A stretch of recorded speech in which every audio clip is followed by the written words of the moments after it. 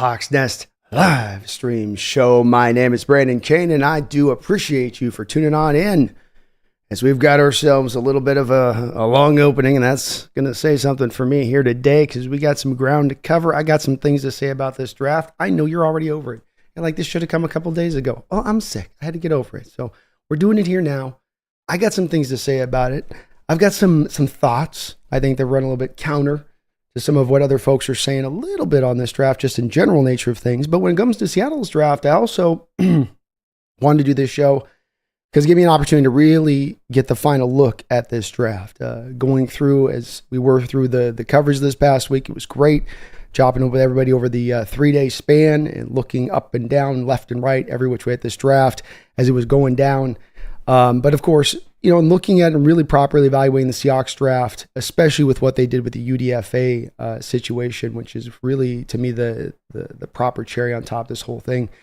I wanted to look back at this draft and what the Hawks did, and again, putting it in perspective with what they've done the past couple of 3 drafts and how this can monumentally build things up in the proper way for McDonald, not to look at the situation and say, well, I'm missing some resources, but in actuality to sit back and go, okay, I've got the raw parts here with to work. You know, I've got to put my drag racer together now, but I got everything I need over here. You know, all my parts, backup parts, everything I could ask for as a coach, it's here now.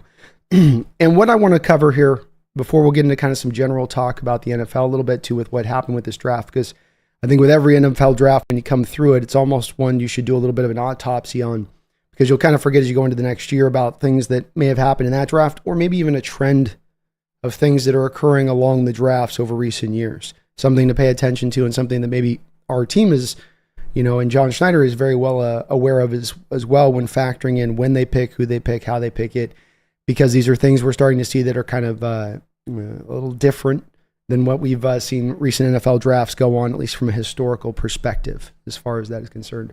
But when we start with the Hawks draft, and please do forgive me, I'm still cutting over this stupid thing, but the voice coming back slowly but surely here.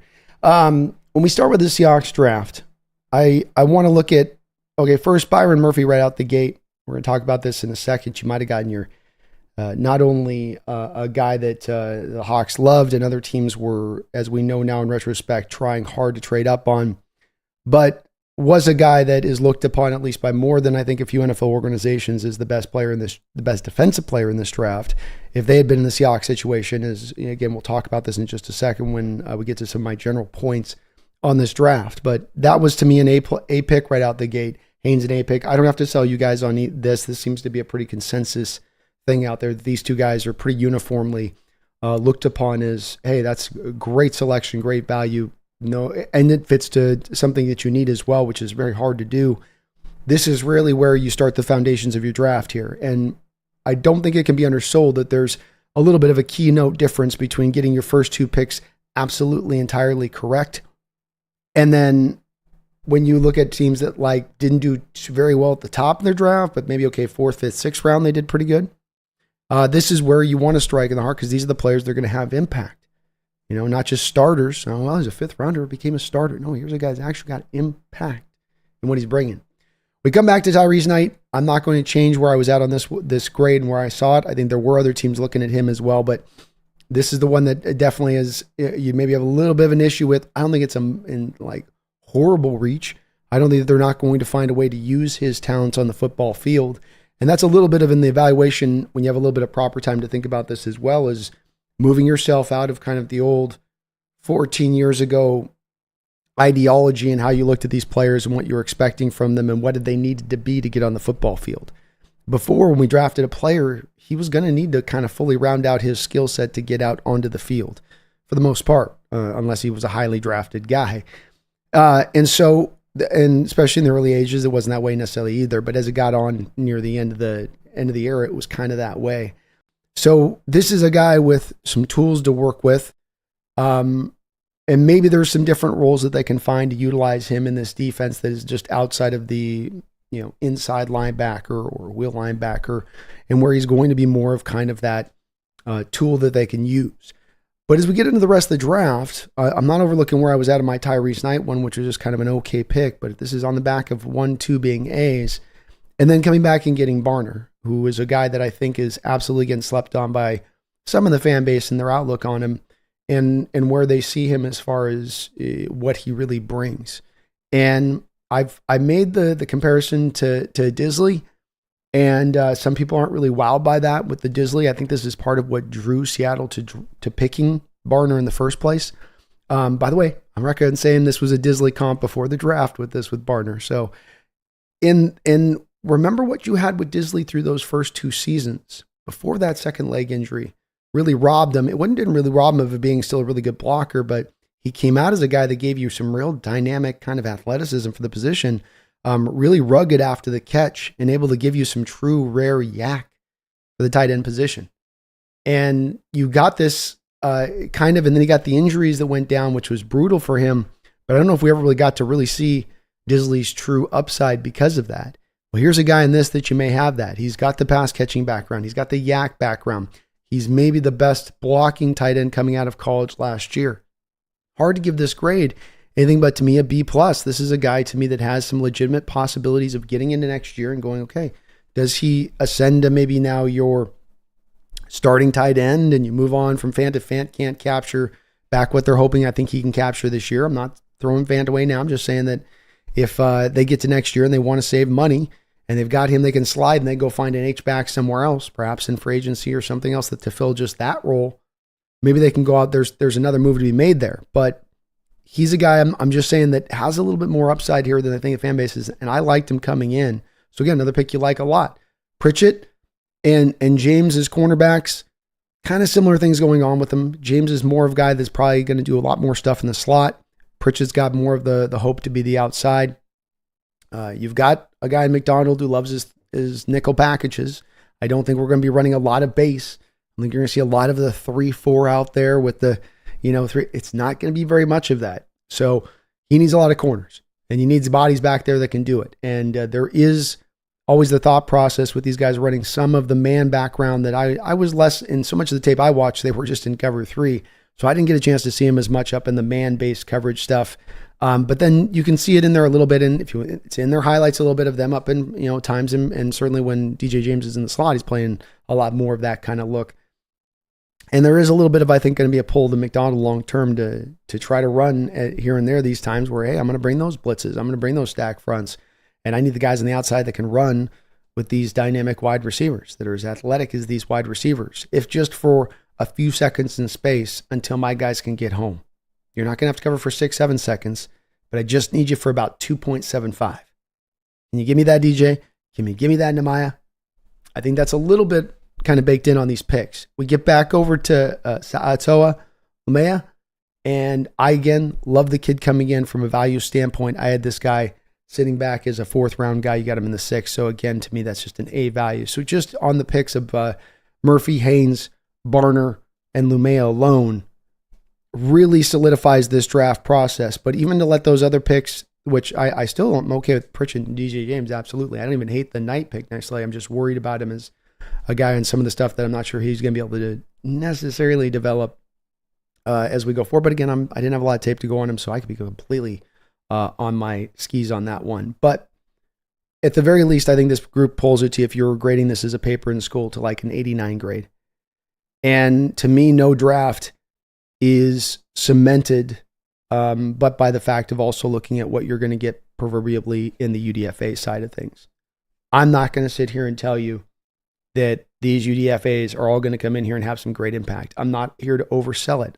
But when you do go back and look through the history of the Seahawks with John Schneider, he has done a good job in finding UDFAs that can come in and play.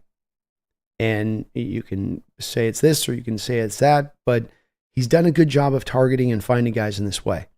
And when I do look at these guys that I had looked at prior coming to this draft that we grabbed as UDFAs, Nelson Caesar, Jack Westover, Roe Torrance out of Arizona State.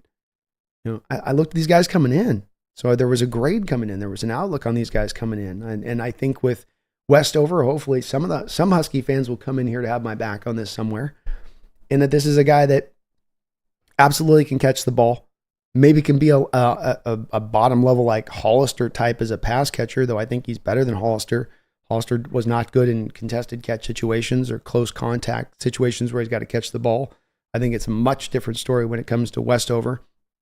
But Nelson Caesar, I did like his skill set. I put a 5th round grade on him. I liked Westover, late 5th, early 6th round grade on him. So you're adding basically 2 extra picks onto this draft to me, at the least in the UDFAs, not to mention a George Holani, who I did not get to watch prior to the draft, but after watching the film, could certainly see, well, who's going to knock him off as the 4th running back on this roster? Walker, Charbonnet, McIntosh, set, great. You need a 4th. Always are going to carry 4 running backs on an active roster. This guy's going to be your 4th active roster running back, and you'll probably end up getting some carries next year. So to me, on the surface of it, I go, wow, you're looking like on the surface of it without being, I'm not looking at any of the other UDFAs. I'm not carrying, just kind of locking on those particular guys with the draft. Does that push you up percentage point? Does it knock you up just a little bit? And okay, maybe not that. But then if I factor in as well, that 2nd round pick that you're missing that went to Leonard Williams, I'm not saying it's worth bumping 5, 6, 7 of a points. Is it worth bumping a little bit up though, being that you lost that 2nd round pick and that guy's on your roster now? Or how about the fact that you packaged the Sam Howell pick and packaged a couple picks and had moved back in this draft? That's also part of this draft. The same Sam Howell that a former general manager Lombardi was talking about yesterday as a guy that he has high a grade on or outlook on is in many of the guys at the top in this draft. Make of that what you will. To me, does that put it up to a 90? Does that get it up to an A-? Yeah, I think it does. And I think you got to take that whole factor into it. Why do you toss that 2nd round pick out? It didn't go not for nothing. I maintain there's very little likelihood that you were going to get Leonard Williams here into Seattle if you hadn't have made that trade. Making the trade helped to, as it's done in not just here in Seattle, but many other organizations across the NFL. We've seen this before. Teams have made the trade deadline deal for a guy and then been able to kind of sell him on the experience of the city and the organization, and then they're there long term. And that's what you're able to do here. So from my perspective, I factor all of that together. I would have had it on its surface of it, minus the Williams factor, minus the Sam Howell, minus the UDFA stuff. It's an 89 to me at that point. On the back of Murphy, Haynes, Barner, Lamea, who I think Lamea long-term becomes your right guard. I think Haynes long-term has a chance to become your left guard. I think it's going to be between Lamea and Luamea. I'm going to try to say it right. I'm going to work on this, guys. I'm trying. It's between him and Bradford. I think over on that side. I think it's going to be a good fight between those two guys. And maybe Bradford's athleticism wins out in the spread system. But we'll just have to see, won't we? We'll have to see. So I come back. A- is the grade I give. That's why I give it. I think you got to factor all of these parts into it. The UDFAs are a part. Reason being, Seattle traded out of the 7th round in this draft. Why did they do that? I joked on the live stream that was John getting ahead of all the other general managers to start getting on the phone and making his sales pitch to Seattle to the UDFAs. You know, how much do you need? We can get you 100,000, 10,000, 15,000. We get 20,000. We got 20,000 in Seattle. Give me the next call. 25. We got you 25, Holani, and then you were 25 and you're here now. I mean, can we get you in here now? If you don't get drafted, man. I'm just saying, if you don't get drafted, yeah, I know we got like half the 7th round. If you get taken, all good. We don't have a pick. It's not that we're passing on you, George, in the 7th round. It's just that we don't have a pick. You know, like, ooh, we really want you, but we just don't have a pick, man. But if you're out, we'll make you a good price UDFA here. What do you say? Okay, we got a deal. If it crossed, yes. If you're not drafted, good. Boom. Give me the next line. John's in there working that phone. Every other general manager's looking in the league like, how long we got you till UDFAs? Man, this is a long 7th round. How many comp picks were there in this? Or just why are there so many picks in this round? Why is it so slow? Clock resets on every trade. Who's trading? John's over there just working those phones. So to me, yes, I do factor in the UDFA aspect of that because I think that does bear some weight here. And that, along with the picks that you traded to get the guys you got, along with your final haul as a draft, boom, I'm going to go A-. Now, let's get to some takeaways here. And then we're going to get to some draft ranks where I'll praise some NFL organizations and I'll look down on many others because I think that though we always like to think of this as being one where every team's smart and good and right. I think when we look at this draft and kind of looking at it from an autopsy factor, looking at it and understand that there are still teams that aren't necessarily looking at doing it smart on the surface of things. And I know we want to give every team credit out there and go, well, everybody did solid. Everyone's a professional out there. That there's some things you can look at that you go, well, not everything is being done smartly out there. And this is where there's room for teams to take advantage, like John Schneider can in the future, in how these teams are running the way that they're running. Because it's not always a lot of teams that are showing a lot of, to me, super long foresight in their outlook. It sort of feels somewhat reactionary in the moment. I'll give you some examples of this. Everyone and their mother knew that the New Orleans Saints were going to take a right tackle. I mean, I haven't known of this draft pick or coming since everyone anticipated that. It's wild. You knew almost like months ahead of time. Yeah, they're going to take her. That's all they got to do. They didn't get in free agency. They're like, no, it's not a good draft approach. They got a good player. It worked out for them, but it wasn't necessarily a great draft approach. The Bills looked at him and said, hold my beer. Said, yeah, everyone also is going to know we're going to take a wide receiver with the first pick. You guys just know no matter where we're going to, it's going to be a wide receiver. Yeah, that's it. They did that. The Falcons picked for need for me when looking at their draft across the board. And they feel like they're ready and they're in the moment, but you can see in them that everything went heavy defense after they got past Penix. I don't think that's a great approach of them leaning into a value-based structure. Like, okay, we need help down on the defense, get down the D-line. We're going to need another edge guy at some point. Get that guy here. There's a lot of that going on with him. Go look at Trent Baalke's draft. Trent Baalke is a general manager who just goes for these traits on players. It's more like the overall kind of trait things. And sometimes it worked in his favor back in San Francisco. Sometimes it kind of blows up in his face. But you looked at the draft again with them and you went, man, again, another one where it's a lot of just trait stuff working down here. A lot of weird, just not production stuff. You're really projecting out the build, length, size of the guy more than what they really kind of are as a player. The Washington Commanders managed to get one offensive lineman somewhat pretty deep into the draft on a team that got their quarterback sacked 65 times last season. I don't. What's your guys' over under on Jaden Daniels making it through 5 games next year? How's he going to stand up on that one? This is the approach I talk about often with quarterbacks and the teams that don't have an outlook that's really showing any kind of foresight in what they're doing to build and develop. They're just sort of like, well, we're here. We're at the good spot. Let's take the quarterback. I'm not knocking the pick on taking Daniels, but okay, here you go. And Jaden already has got the predilection to want to run out there like a crash test dummy in the open field. And you're going to have him out there doing a lot of running, I think, right now with this offensive line. They're putting him up. You can almost say, man, maybe working your guys' best favor to give Jaden just a year, and almost not a year for his development, but for just his protection. So you don't get the guy neutralized. The Niners had some good picks in this draft, and I know a lot of people love themselves some Ricky Pearsall, but I think that one's going to come back to bite them. Versus going other directions they could have gone in this draft to better improve their team.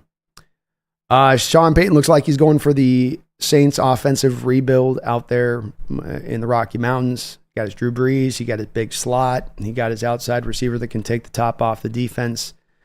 The defense, I guess we're just going to have to see out there in Denver how that long-term plan is going to go, because it certainly looked like a little bit more erosion from what was already starting to undertake under Hackett there, if not more so with Peyton, and that's going to maybe be a big question with him as you go into the future here of this draft. So not everybody was doing it smart. Not everybody was doing it brilliantly, as might sometimes appear on the surface of it. A couple other quick takeaways I just want to bounce through here with you guys a bit.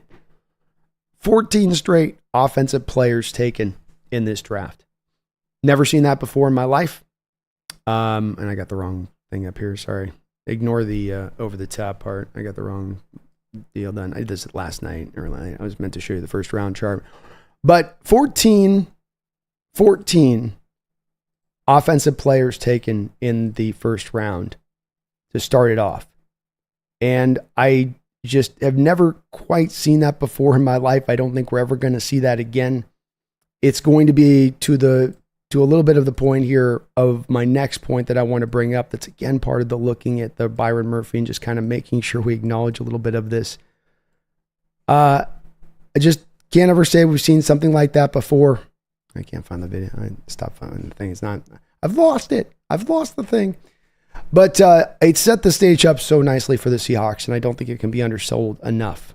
In my lifetime and watching football for a very long period of time, which I'm not going to tell you how long anymore, because I'm at that embarrassing point of age where I'm like, well, me telling you is really going to date me. But I've never seen it before in my life.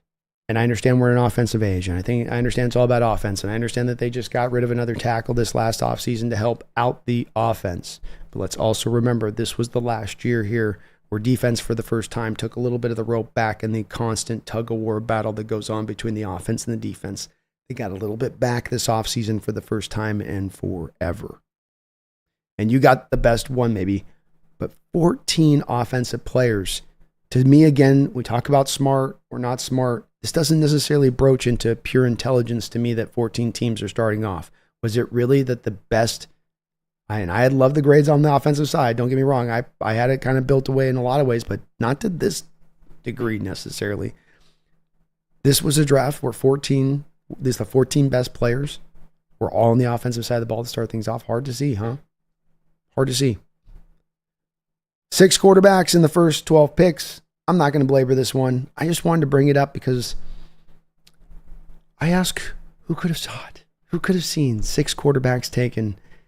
6 quarterbacks taken in the first 12 picks. Well, of course, yours truly here sat for months begging my people to believe me that indeed 6 quarterbacks were going to be taken. The lesson to be learned from this is that quarterbacks are being valued as much as ever. But if there's good ones in the draft, you got to go up and get them. John's eventually going to want to get his if this team becomes a team or gets over the mark out of that region of being up in the top of the draft in this first year under McDonald, 7, 8, 9, 10, whatever their wins they might be at. It's going to take the cost to come up and move and go get that quarterback. It's not getting cheaper here. They're not getting less value. The rookie deal and having that access to that 5-year rookie deal is a very powerful one for NFL teams, and it's only drawing them further there. If you have a draft that's completely empty of talent, devoid of really good throwers, like we had a couple years ago in that Malik Willis, Desmond Ridder, Pickett draft, that will definitely, teams will look at it in that right light as well. But those are rare drafts. You're usually going to get at least a couple of guys in them. You're going to have to go get them if you need. But this is also a lesson to the reason I was predicting for months that 6 guys were going to go in the top of the draft is that the talent was there on these guys. I didn't think so actually with McCarthy. I wouldn't have done it with that one, but that was one there was enough people forecasting that. You could see that thing coming from, 50 miles out without binoculars. But all the other ones, you could see why. Penix and Nix, you might not like them individually, but from NFL standpoint, having guys like that have had multiple years of great production, long college careers, lots of time starting, that's not pushing them away. There may be some attributes of them that push them away. This guy doesn't process. This guy's got some injury stuff. This guy's a little older. Yeah, those are going to be minor deterrents when it comes down to all of that as a baseline, which when you look at historically speaking with really good quarterback prospects, it's kind of a rare thing when you get that much productivity out of the guys or that many starts out of a guy. That's something that I think average fans don't maybe weigh in as much to, but NFL teams really were drawn to.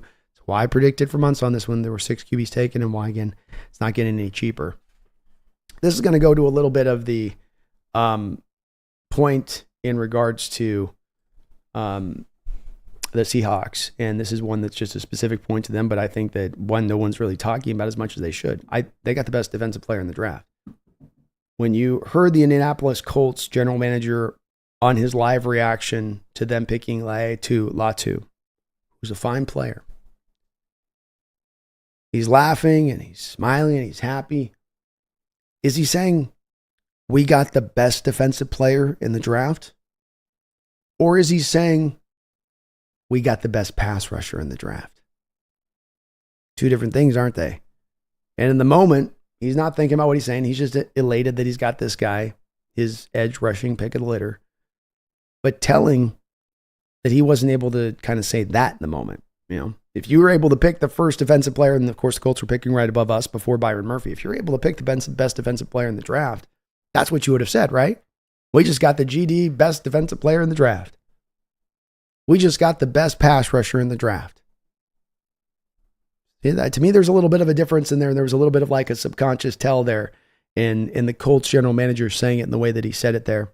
And it doesn't just go to his little psychological tell here. It also speaks to, if I was to take a poll of NFL teams out there across the board, 32 down the line, and I'd say, which of these two would you have rather have? I don't think that Latu wins out between these two choices of Byron Murphy or Latu. I think that in a very strong probability here, Byron Murphy becomes the best defensive player you're able to pull from this draft from a NFL general manager consensus standpoint, right? Not all of them, but from if they were that same position and there's those two players sitting there looking at them, A, B, which do you take, general manager? Don't. Murphy. I bet you Latu might be grabbed a handful of times. So something to put in perspective here.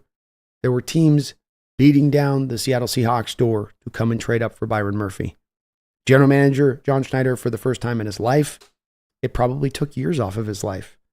It probably grayed his chest hair that he had to give up the draft capital so not to trade back, because I'm sure his scouts at that point were saying, just take him. So where I've come to with Murphy is that I didn't change my opinion on the outlook on the film necessarily with him.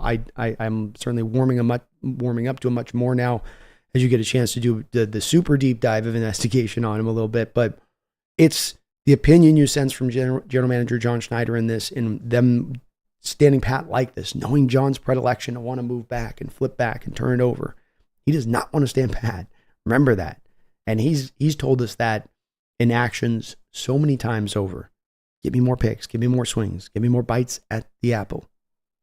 That is the draw for John. So for him to stand pat, for him to take this player, for him to turn down those offers, for him to make sure that he did not allow Byron Murphy to get into the grasp of the Rams, who we know now were desperately seeking Byron Murphy, this becomes a phenomenal pick and a great feather in the cap of the Seahawks for this draft. Receivers still rule the roost. No doubt about this one. No surprise to any of you guys on this one. It was still wild to watch how many got taken up at the top of this draft, how valued they truly are here at this point in the outlook of things. You have 7 taken in the first round, 10 wide receivers taken in the first 35 picks. So just 35 overall, 16 through the first 3 rounds. This was definitely a wide receiver stock draft. That was where the strength of it was, and teams did not lean away from that. So, yes, you can theoretically, and this is a little bit of why I want to bring this up, because of the, obviously the DK stuff that gets talked about a lot in my chat, and these rumors, they just will never sometimes die. Just die. I don't want to hear about this anymore. I'm done with this. With DK, but the thinking here that you just sort of flip this over and go get that, well, if you ever want to, this is why I say, ride with DK. Because number one, we can just go get one back in the draft. Well, you're going to have to give up maximum draft capital to go get that guy. The thinking you're going to sit along there in the 4th, 5th, 6th round on these given drafts and just kind of hidey-ho your way to go get a guy that's going to insta-replace a guy like this. No, it's not. And no, there's not. You got to give the price to come up and move these guys. 35 overall taken. You can take a lot in numbers, but the truly good ones, 7 in the first round. Starting to darn near drop to the point where it's 1/3 of the first round picks. If you've got a good one, if you have a great one moving into his prime, don't let that go. Especially if you know you're not going to get the return back for what you're giving up. Cornerbacks are as vital, it would seem, just about here as wide receivers. If we were to take this away as well, for though you had 16 wide receivers taken in those first 3 rounds, you had 13 cornerbacks taken through the first 3 rounds as well. So we walked in the draft thinking that the wide receiver corners were the 2 strengths of the position. Certainly it bore out in that in the bottom line of who was taken and who was selected. But cornerbacks are still being held in a very high value here at this point. And again, maybe explains a little bit back why, as to our Seahawks double backed around to two of them later on this draft, why John has drafted so many of them in recent drafts, is that you need the guys on the outside that can stand up with these very fast, very explosive, very athletic, very twitchy wide receivers on the outside. And the Seahawks, certainly in the athletic profiles of both James and Nehemiah Pritchett, we're looking at least did find in that. Guys that should be able to stay in the back pocket of anybody and run with anybody, and you're not going to see them just be a matter of, well, he just doesn't have the get up and go to stay with that guy there. You're not going to say about these two guys. And certainly understandable here as the cornerbacks continue to loom as well. They're right there step for step value-wise with the wide receivers. Running backs can't get no love. No. Oh, them poor running backs. Them poor running backs. Them poor souls. 4 running backs taken in the first 3 rounds. It's tough. That's down from 7 through the first 3 rounds last year. The previous year to that, there was 6 running backs taken through the first 3 rounds. So either we're not getting high elite running back talent entering this stage here, and I would offer this as a year in the draft where you could say, yeah, there wasn't a high elite guy. There wasn't a Bijan Robinson. Because, when there was a Bijan Robinson last year, he was a top 10 pick. So the NFL still does seem to be afforded an ability to see those guys that are special talents, and maybe perhaps that there's just few of them coming through. So make of that what you will with it. I don't know if this is going to be an immediate trend moving into the future here with the position. You saw a lot of young guys coming out into this draft who could have come back next year, another year at the running back position, maybe push themselves into a first round stage. It seems to be more of an acknowledgement with the running backs versus other positions of just get out into the draft. Jonathan Brooks, just get in the draft. You'll get taken in the second round, get that NFL running back clock started, your contract clock started, so you can get to the next deal so you can earn as much money as possible, because it's very hard to earn that money. I think that's the one thing you'll also see with that position a little bit. So it does two tandem things. You're going to get a lot of young running backs entering into the league, of course, because of this. And then you're also going to get a little bit young running backs that maybe aren't as super refined, have room to grow. You're going to have to do a little bit more imagination on your outlook of them becoming what they will be, because they are a little younger coming out. You have to look a little more at the traits, I guess is what I'm saying on them. But 4 running backs, first 3 rounds. Ouch. I'll tell you something that stood out about this draft that I thought would maybe impact things a little bit more than has been in recent years, that the splits on the field with a lot of the safeties, free safeties, strong safeties, didn't matter which one you looked at. There was a lot of ask and requirement from these guys to do a lot within their defenses. Play free, play strong, play slot, and almost have your snaps equally distributed throughout those 3 portions. Maybe even some linebacker snaps in there too. And these are guys that are going to be ready-made for this Vic Fangio cover 2 shell, new hotness kind of defense that's swept the nation about 7-8 years ago, and I think it's still maybe there right now. But it doesn't seem to be pushing up their value within this draft necessarily. When you looked at through who was picked, and guys like Newbin, who was the first safety taken off the board, he wasn't taken until the 35th selection of the NFL draft. That was your first safety taken. Only a handful of them throughout the course of this draft. Yet these were guys that are set up to play well within this defense. You're not going to have to teach some guy who's been a strong safety his whole time in college how to do free safety stuff. And I would have thought that this would have pushed maybe a little bit of their value. Maybe it would have helped increase them up a little bit. But it does not appear to be the case with it. They all kind of just, were the teams that eventually took where the value was almost, like DDT, where you just, or DTD, where you just couldn't, turn away from him. It's like, this guy's drop's too good. Or Cameron Kitchens and the Rams, where they're just looking at him going, man, this is too much. We can't, I know safety's not a value, but we can't let him go any further than this right here. It's kind of interesting to see where the safety position continues to go as far as the NFL's outlook on it a little bit by what you can take from how they were drafted. Only 6 safeties, by the way. 6 safeties through the first 3 rounds of the draft. Another point here is no one reaches for middle linebacker. Linebackers all went right about where you'd expect them to go. Edrin Cooper, Junior Colson in the second round, everything slotted out, charted out, right to where you thought these guys would be about landing into. So that fourth, fifth round range especially is where you saw the gluttony of inside linebackers kind of go, which was interesting because it was kind of where my chart was graded. But I also thought within the grading of my chart that there would be a little bit more of those guys that would be reached up for, maybe a little bit more into the third round area of things, but they weren't. So as we looked at with safety, another position here in linebacker, inside linebacker, one that just by the way that the NFL drafted here, they're telling you a little bit to me that I'm not saying it's a position completely devalued at this point, but just interesting the way they value it here in this modern era versus how it was valued even maybe 10 years ago, which I don't think we would have looked at a draft like that 10 years ago and it would have seen the same kind of numbers. 6, much like with the safety, only 6 middle linebackers taken through the first 3 rounds. Only 6 inside linebackers. That's a Mike, a Will. Interesting. If you want your 4th round, this NFL draft told you where you want to go out there and get them is going to be into the 4th round. Get your tight end there because only 3 tight ends through the first 3 rounds were taken. And then you had 6 tight ends in the 4th round taken, including your Seattle Seahawks taking A.J. Barner.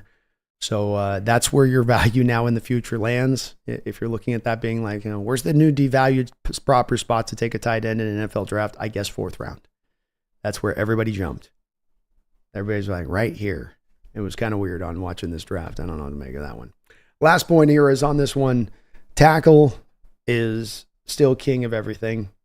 17 tackles taken through the first 3 rounds, even outpacing the wide receiver. So make no mistake about it. Wide receiver is, that's what everybody likes. Give me that. Get that guy go deep. Give me that possession guy. Give me that yak guy. Give me that fly sweep guy. Give me that gadget guy. Well, tackle still rolls. Left tackle, right tackle, don't matter. 17 tackles, first 3 rounds. Glad we weren't seeing that many tackles taken through the first 3 rounds, as I look at a couple of these guys that were taken and I go, ooh. Cardinals, Isaiah Adams, huh?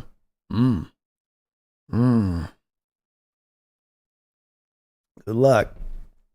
So a lot of pulling out there for tackles, even more so than wide receivers. Hopefully Abraham Lucas's knee is good for the foreseeable future. And hopefully that 7th round kid that they took can also do well for us because, man, the price is just as costly out there if you want to go tackles. You guys like ranks? Who doesn't like ranks? Who doesn't like NFL team ranks? Last little bit here I want to do before we'll dive over to you guys in the chat. Let's go through a couple of teams that I think did really good in this draft. Who had the best drafts? We'll go to the solid drafts. I'm not going to be super negative here. And then I will give you a couple teams that I went, what's going on there? I thought that the Packers might have had the strongest draft if you're looking for the team of the future in the NFC. To me, that emerges as the one, especially with Jordan Love seemingly sliding into that 3rd slot behind Favre, Rodgers, and ready to roll. That they're not going anywhere. They're going to be a very tough team to deal with, I think, for the foreseeable future with the draft that they had. I thought they did a good job. I like the Jets draft. Thought that they pulled really well through as well on this. I could try to go through and show. I don't think you guys want me to go blow by blow. We can certainly talk about these with them, but I thought they ran really well through in what they did as well. I'm gonna bring up some of the picks here I can look at here. Fashanu, Corley, Braylon Allen, Jordan Travis. I like all those picks. Corley's going to come right in there and fit in with Rodgers instantly as a guy that he can just get the ball in that kid's hands and let him work. Nice little security blanket for him. Jordan Travis gives him a little bit of that, in case of emergency, here's your backup quarterback and come in there and actually play complimentary football. Braylon Allen dropped all the way to the 4th round. I think he's going to be a really good player for them on that. Let me just show it. I'm going to show it to you guys. I'm just going to show it to you here on this as I talk about this. Why not? When you come to Green Bay, Jordan Morgan was a good 1st round pick. Make no mistake about that. The kid was coming off an ACL last year. Understandable reason why he wasn't ready to roll. Edgerrin Cooper was, by many accounts, the best inside linebacker in this draft. He was my number 2, but I could understand saying number 1. Javon Bullard is a ready-made to go safety right now. He's going to step in there and he's going to fit right in that defense. No problemo. I wasn't a huge Marshawn Lloyd guy as far as a ceiling goes, but as a floor guy that can come in and give you a little bit of some juice, yeah. Hopper's like my kind of, that's their Tyrese Knight for me a little bit. Evan Williams, though, solid. Another guy that definitely could push to start. And when it comes to them taking Monk, that's a guy that don't be surprised if he ends up starting for them and very soon at center. I think that's another guy that fits in that Packer mold of lineman.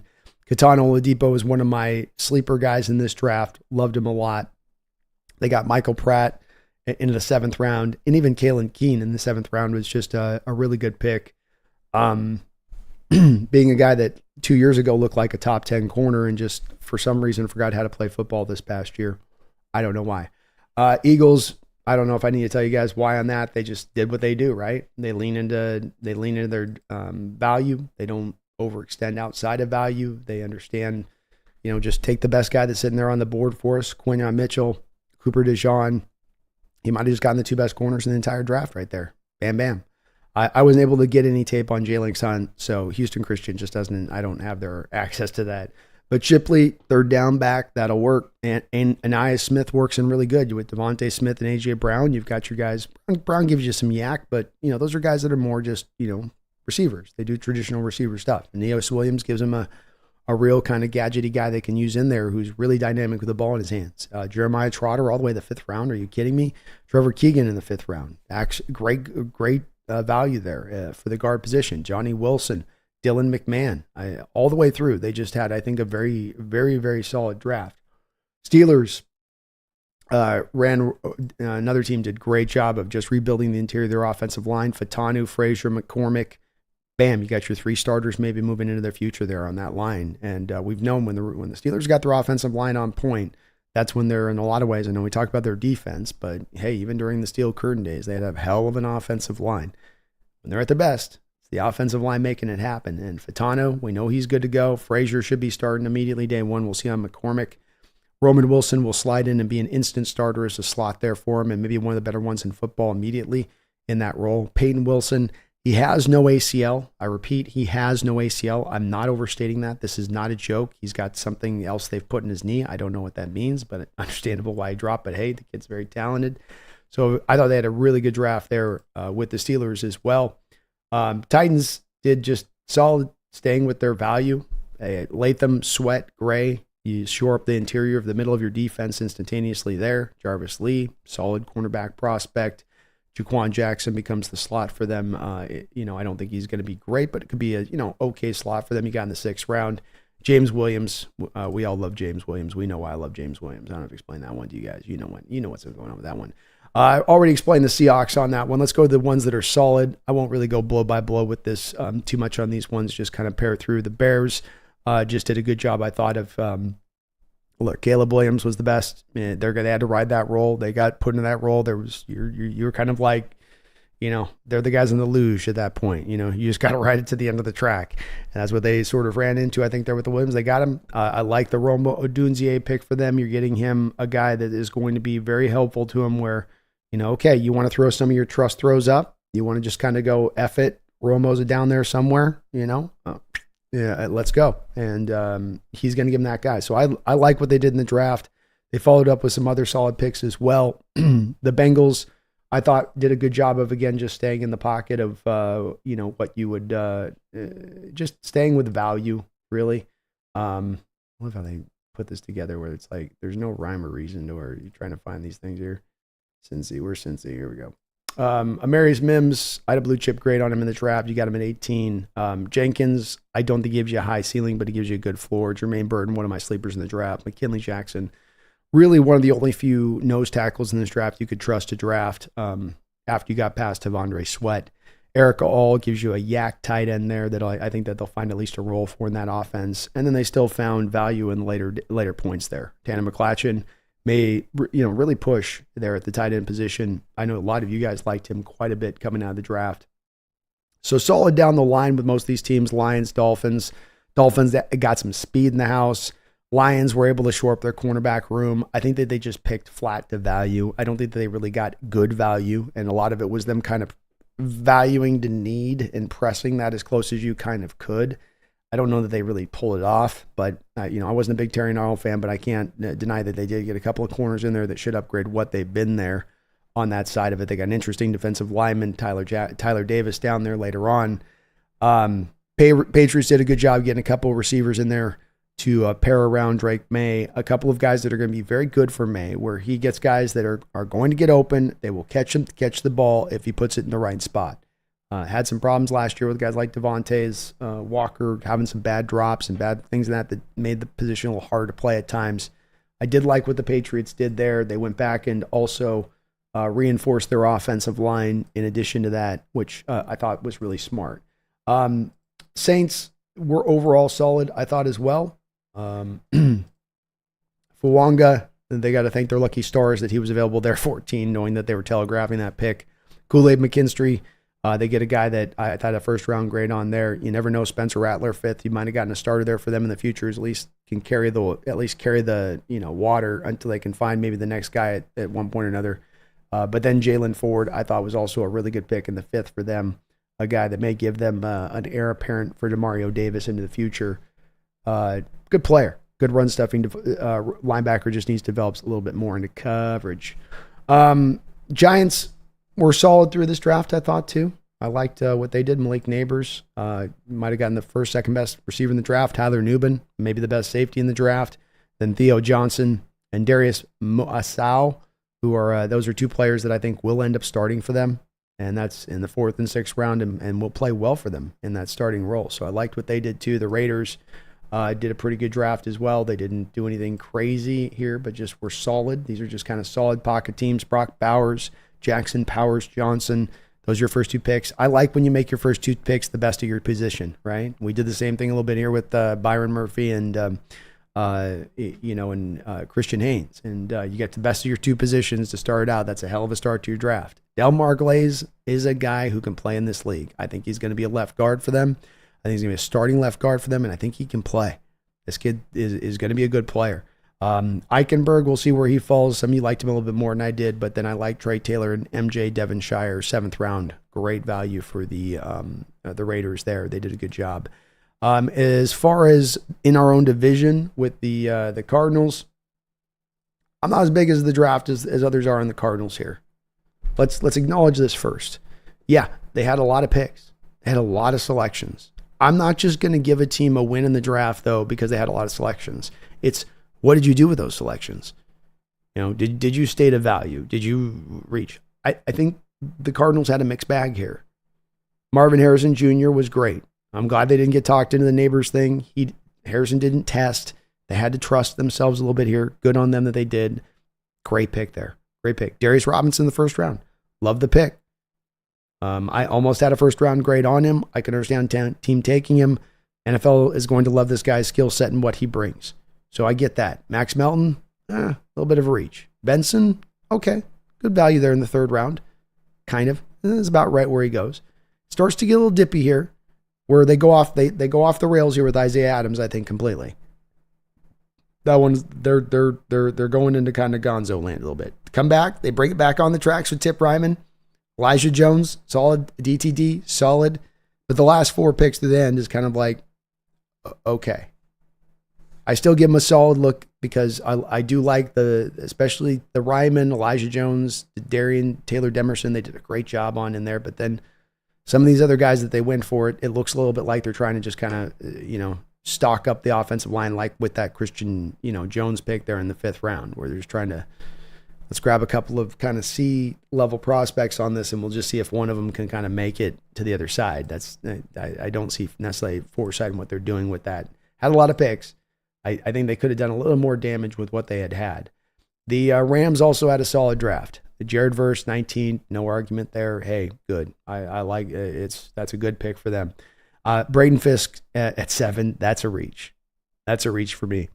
And he's a guy that is, I understand, very athletic and, tested really well. And, his tape's fun and that the guy plays as hard as anyone on the football field. But the short arms get him in trouble. The lack of size gets him in trouble. This is not Byron Murphy that you're going to see being able to be a guy that can hunker down against a double team at the point of attack. He's going to get sent on a ride in those moments. He's not going to, Aaron Donald could do that occasionally. This guy's going bye-bye. He's going to go out that hole. Blake Corum, 3rd round. I guess that's a good, he's going to be a productive player for him. No doubt. It's not like you're going to see a guy not find, our guy, Sean McVay, not find productivity for this kid or find touches for him and a way for him to be a good player in that offense. Cameron Kitchens, I love in the 3rd round for them, the value there. Brennan Jackson in the 5th, fine. That's right about where I had him. I think some people are overstating Brennan's ability a little bit and what he brings to the table, but that's all right. Tyler Davis, Clemson. It's good. That's okay there. And then the rest, I like the linemen at the end in Limmer and Keviston. Solid all throughout. I didn't think that they went in at any point in this draft, and they grabbed a guy where they were getting a guy outside of the Kitchens pick to me, where you're getting a guy really far out past where he's kind of just slotted to go. The Jordan Whittingham pick, I'm not a fan of as a wide receiver. We'll see where Joshua Cardi in the 6th, the place kicker, goes. The later draft, it's sort of who cares at that point. Davis has got a long way to go as a 6th round pick. He dropped because his film just got not good this year coming into it. Just didn't look good at all. And Brennan is really, you're hoping to be the power edge. Doesn't really give you much as a pass rusher there in the 5th round. They're essentially kind of drafting him to be kind of their Red Bryant guy. So Rams were okay. Now we come over here to the other side of it, and this is going to be lost in the sauce. These will be teams I just thought were a little bit not necessarily in the same place of things. Bills, a lot of reaching for need in their draft. Falcons, the same, reaching for need. The Ravens just kind of confused me with the draft, and quite frankly, I'm hearing a lot of the same from Ravens fans and just kind of the general thing you're hearing from them online a little bit. Wiggins in the 1st round. I like the Rosengarten pick. I think he'll be a good right tackle for him, but Adiza Isaac is still a very rough pass rusher, and he's got a ways to go to really help them out. Walker with the hands. I just talked about that there with Drake May. TJ Tampa gives them probably their best value pick of the draft. Samak out of Michigan State might actually start for them eventually, but it looks like a kind of a lot, again, lost in the sauce a little bit on the draft side of it. Cowboys are seemingly, to me, by the looks of what they're doing, sort of, and we'll see if they do sign the Dak Prescott deal or not, but it would appear to me that this is a little bit of a move to push this draft on into like a next year point or something. Tyler Guyton is a guy that I think has got a long way to go to start in this league. He's really rough. Marshawn Nealon's coming from a real small school. You're really hoping projectable on this pick. They're hoping to do a DeMarcus Ware kind of situation with this one here. You've got Cooper Beebe. I love this pick there at 3rd round. That's great for them. And certainly if him and Guyton alone in this draft can fit into what they already are kind of starting to build that line, that looks a lot better. Don't like the Maurice Lofafa pick. Carson's good. Other picks were just not there. Didn't feel it, don't understand it. Didn't understand what the pathway of what they were trying to do in this draft. Especially for a team that you have a wide receiver rich draft. You think they would, moving on from Gallup, try to get another wide receiver in there, and they didn't seem to even attempt. Unless you think Ryan Flournoy is going to be the guy, which I don't really think. Browns, another draft too where it's just not much going on. Michael Hall in the 2nd round. Zach Zinter coming off the broken leg in the 3rd. I like Zach Zinter, but more that's like 4th, 5th round. Jamari Trash was good value. Nathaniel Watson, good value. But kind of a whatever draft for them. Kind of bleh. Kind of meh. More even on some of these teams than just lost in the sauce. Jaguars, not so great. And the Buccaneers also didn't have the best of drafts on their side of it. So I didn't cover the 49ers as well. I guess I'll give them a little bit on it. I would say the Niners had, I guess, right between the solid and lost in the sauce. I'm not as big on them as some of the others. I like the back end more than I like the start. I think the Parasol pick is a mighty big reach. Bernardo Green, I liked him more 3rd round. You took him 2nd. The Pooney pick's great. That's going to help them out. Gives them inside-outside versatility. Malik Mustafa's a okay safety. I don't know. He'll be all right for them. We'll see how that goes with him and Jair Brown back there. The Guerrero pick's good, and Cowing is really good. The other 2 picks are kind of, for me, you hope Tatum can fill in for maybe Drake Greenlaw, but that's a kind of a shot and a wing and a prayer kind of pick there. Cowing gives him a little bit of a slot guy, but he is 5'8". Guerrero gives him a running back template type that they've had there, and they've gotten productivity out of for endless years under Shanahan there. So there's no doubt that guy's going to work really well for him, but it was kind of more of into that just sub-solid state for me with the parasol, the green, a little bit over the overreach on it, the Malik pick, which is going to be kind of, we'll see where he goes. We'll see where he goes with it. Didn't put him in the loss, didn't put any of the teams in the NFC West out in the loss. They all at least had good enough stuff they had done to deserve to, be considered plus in the positive side, the negative. You don't want to throw a lot of negative grades out. And I do believe, by the way, that there is an ability at times to, not at times, but for the most part of these drafts, you can, I think, look at these drafts and see what teams did and see what they did from a value standpoint and get a good read for what they had kind of pulled through. The going saying goes, well, you got to give everything 3 years. It's like, well, 3 years ago, we had 3 picks. We drafted Eskridge and Trey Brown and Stone Forsythe. And I hated the Eskridge pick, and I liked the Trey Brown pick, and I liked the Stone Forsythe pick. I think I gave it a C plus B minus kind of grade. 3 years later, it looks like a C plus B minus kind of grade.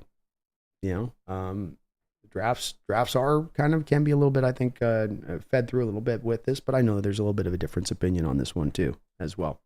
I appreciate you guys watching today. I want to thank everybody for a great 3 days of draft just coverage and going through it, and we had an excellent turnout here at the Hawks Nest. So I want to thank everybody who came on through, all the folks that newly subbed up, like button, all the stuff, the donations came through. It was really appreciated.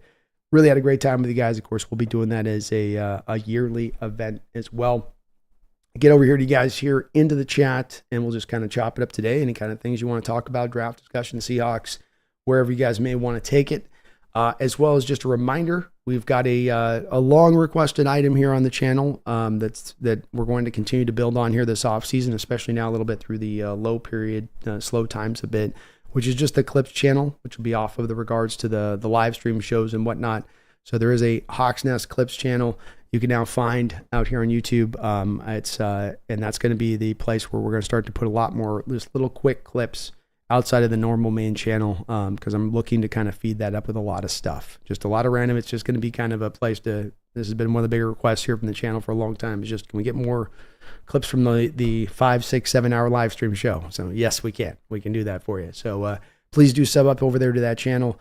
We're getting more and more videos over there too, you guys. I'll probably be releasing like a video a day over there off of the live stream shows. So if you guys are looking for a little bit more of me, or more of me clipped up in easier to digestible fashion, then there you go over on that side.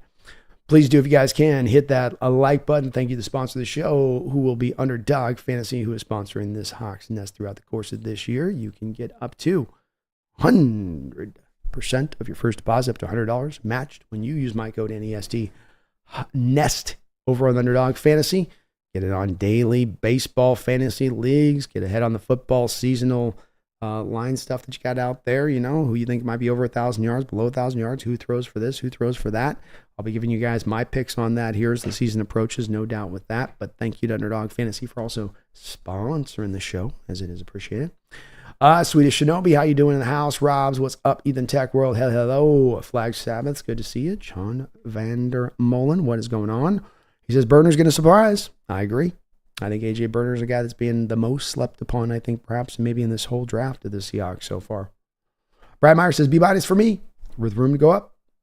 Sounds good. I should run a poll today and see where everybody's at on that, actually. Yeah, let's run a poll today. Let's run a poll. What is your draft grades? Sounds like a good idea.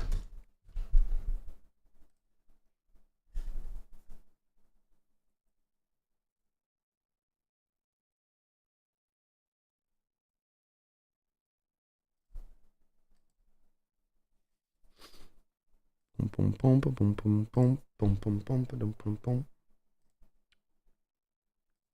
right, guys, let me get your draft grade here.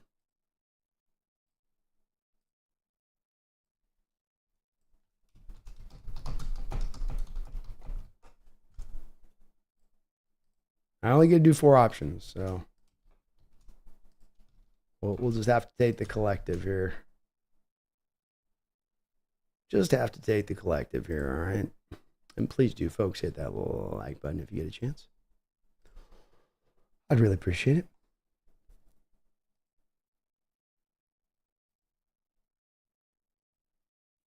Robs, welcome to the Hawks Nest Pro Bowl as a member. Thank you for that. joining up as a member. Appreciate you.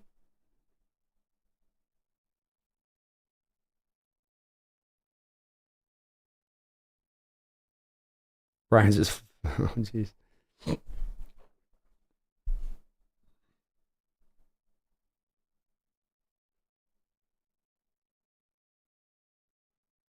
Mr. Kane says, I don't know what I'm doing wrong. I'm subbed up. I'm a member. I hit the notification bell, but how the heck is it supposed to notify me?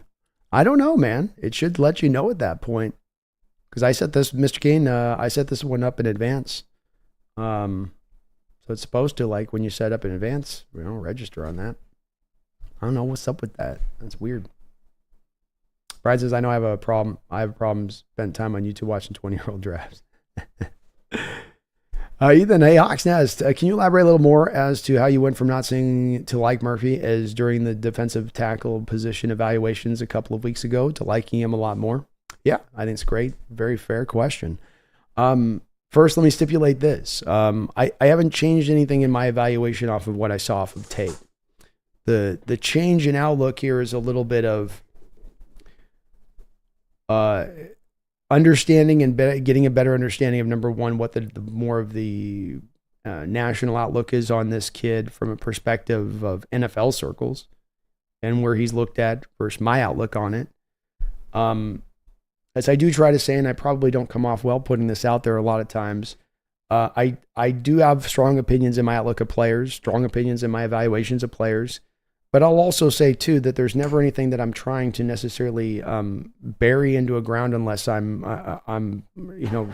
over the moon on it in one way or the other, to where I can't be swayed into a different direction with a good argument. But you got to bring in a good argument. And a lot of times when I'm having, for instance, debates within my channel and stuff with certain opinions that I'm definitely vehemently disagreeing with, I'm not getting very good arguments on the other side of it. In regards to what I hear talked about with Byron Murphy more and having a little more chance, and obviously to really just sit there and turn over film for some days is what I've had a chance to do too after the draft. I can see a little more of the vision in what people are seeing, and it's kind of the combination of you've got the NFL circles and what you sort of hear from that and their outlook of it. And the understanding of the teams that were looking to multiple teams directly trade up into Seattle spot there to take Murphy, Rams being a specific example, to the fact that you have John Schneider turning down deals to take Murphy in that spot. That are John Schneider. I mean, they turned the card in with 6 minutes to go. There could have been even more deals that they would have gotten. Like, they could have even gotten better deals than what they were being offered, but he was so sure by the player he was picking.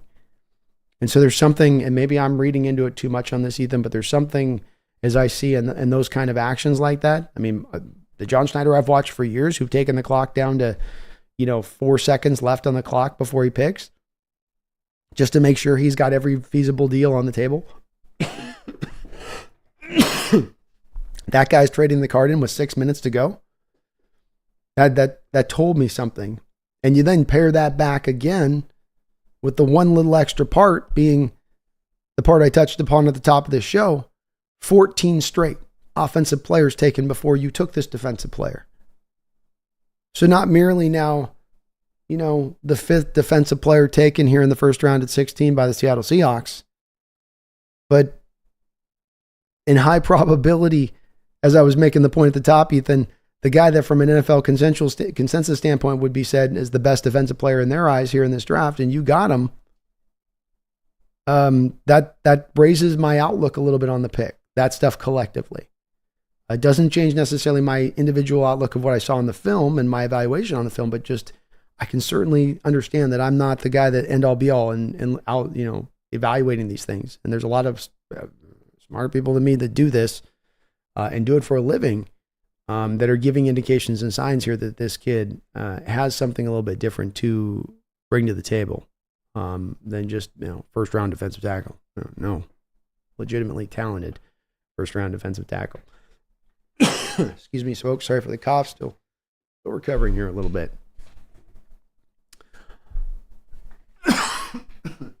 Little coffee. Swedish Nobi, JS also doesn't usually trade away premium first round picks. Only time was 2012, moving back from 12 to 15. So still staying in that premium area. That's for sure. That's for sure. Jessica, I'm excited to see Byron Murphy F up the play and see if Spoon and D can eat off of it.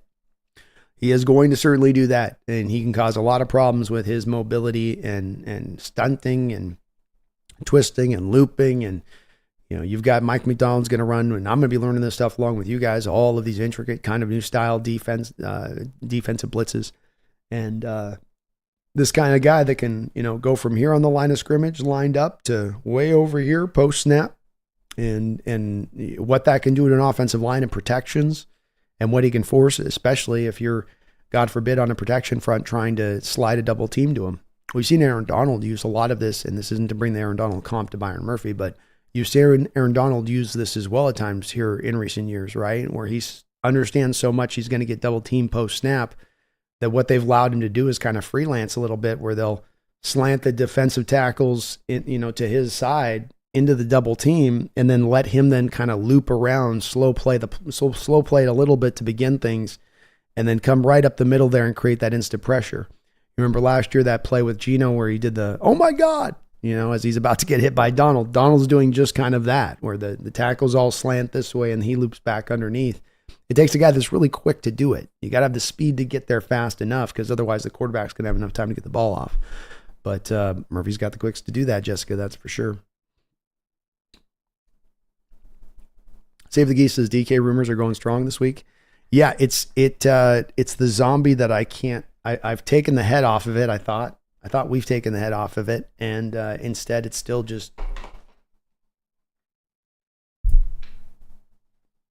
it won't stop, can't stop, I guess.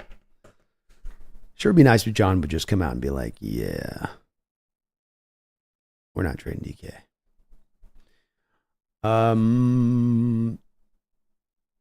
Ethan says, Hawks Nest, I don't disagree with you or anything like that. I was just a little bit surprised because you and Brendan didn't seem to like him as a mid first rounder and more of a late one.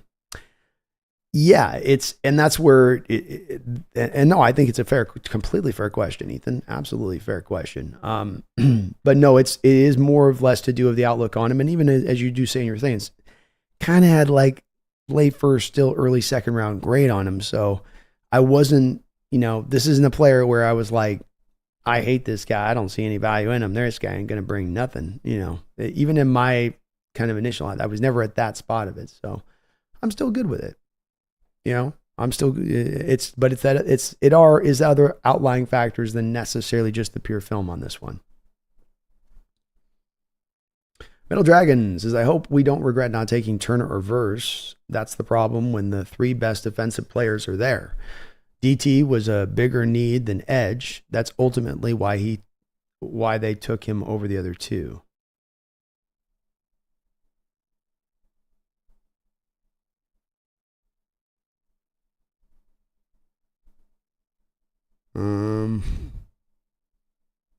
I'm not sure on that, Metal Dragon.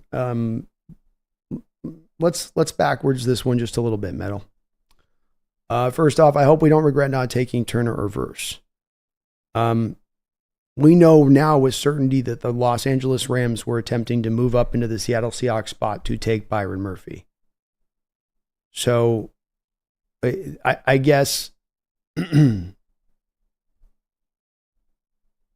when it comes to them taking Verse, that wasn't their first option in taking him. They had preferred Byron Murphy, which in itself, if you just take a team that's outside of us, who had more of a needed edge maybe than we do, arguably, still wanted that defensive tackle, that Byron Murphy, over the edge they ended up taking, Metal Dragon. That doesn't quite fit to the argument you're making on that first part of it, I would say. As far as defensive tackle being a bigger need than edge, I would just wonder how you came to that conclusion. You just signed Leonard Williams to a $20 million deal. You have Draymond Jones on a $17.5 million deal. Those are your 2-3 techs right there. You drafted 5th round pick Mike Morris, who you're supposedly very high on, as your 3rd 3 tech. You're not drafting Murphy to play nose tackle. So, and Jaron Reed and Cam Young and Haskins are over there at nose tackle, so that wasn't a need. When you look conversely at edge, You have Uchenna Nwosu coming off a torn pectoral, who's also probably long-term not a fit for this defense, it being only 6'1", 2-ish. You have Darrell Taylor, who a lot of people don't even expect to make the roster. You have Derek Hall coming off of a very, very not very sparkling first year as a second-round pick. I like Mafe quite a bit, but I think there's much more of an argument to be made that edge was going to be much more of a need in that position than going with defensive tackle, I would say. I would probably disagree on both of those 2 points. We very may well look back on passing on Turner and Verse and go, man, we missed on that. It's a possibility. I'm not going to say that's certainly that's valid. Absolutely. We're not the only team in that a team that needed an edge. Indianapolis Colts looked at those 2 guys and looked at Latu and said, I think Latu's the one we want. So, and as I already aforementioned, said a little bit there, you have the Rams that also looked at the situation and went, we'd rather have Byron Murphy. We got like one good edge right now. Well, we'd rather Byron Murphy.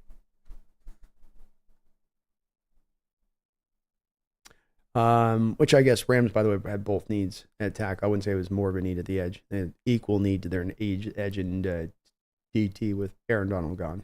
Let me correct that one.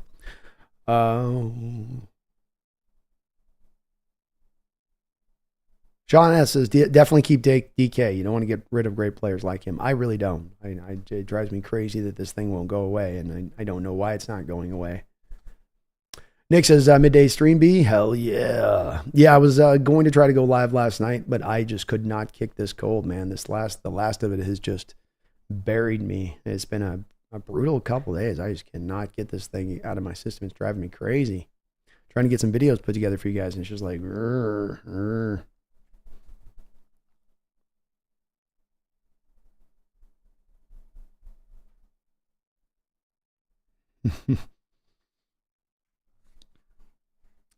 Lord Boom says, B, my deep dive into Murphy showed me how valuable he is. As a linebacker coach, the most important thing for a tackle is to pick up the C bump block. Stop the C from reaching the linebacker. Definitely can cause a lot of that, Lord Boom. To your point, you're talking a little bit about the blocking in space a little bit that offensive linemen are told to do, especially in zone systems, where, you block the space. We want you to get down the linebacker, but if a man enters into your space, pick that block up. Don't climb down the linebacker. Can the man get to your space before you get down that linebacker? It's so much of a timing thing, blocking the NFL. And yeah, it's a little bit of what he gives you is that ability to move to the gaps and get to the spots to disrupt that kind of stuff and disrupt it really quickly with his quickness and athleticism. Unique quickness and athleticism for the position. Brian, there is a rumor going around that the Steelers are going to maybe try Justin Fields as a kickoff returner. Doesn't speak well about how the quarterback battle is going when they're like, so Justin, what do you think about kick returning?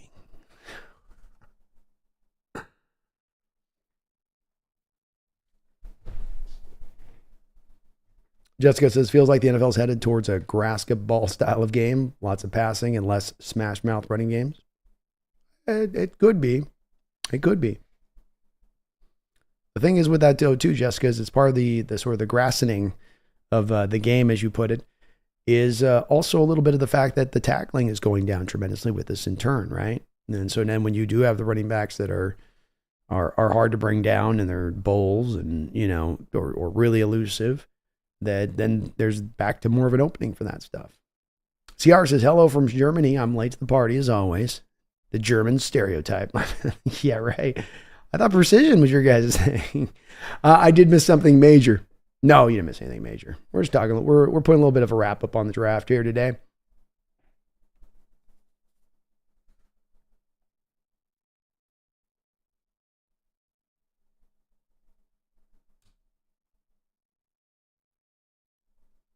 Scan says, I literally make money now, more money now than what I would have made as a professional running back.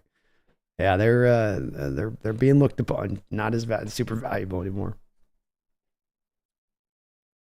Jessica, is he a robot with no ACL? I guess they've got some weird new age tech stuff that they put in the knee. It's like a little I don't know what I don't it. I didn't look deep into it. I just was like started to shudder with the lack of ACL. Like, ugh. And I was like, that explains a lot.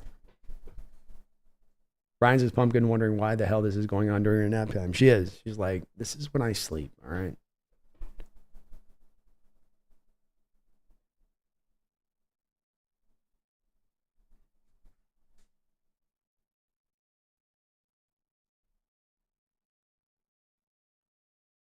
Zip 2 Tally Films in the house. What's up, Zip Tally?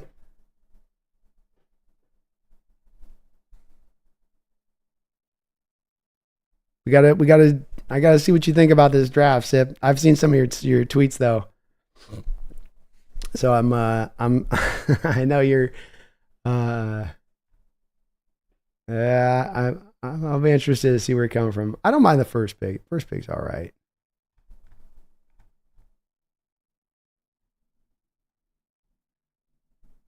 You guys will like Rosengarten, but I don't know on the rest.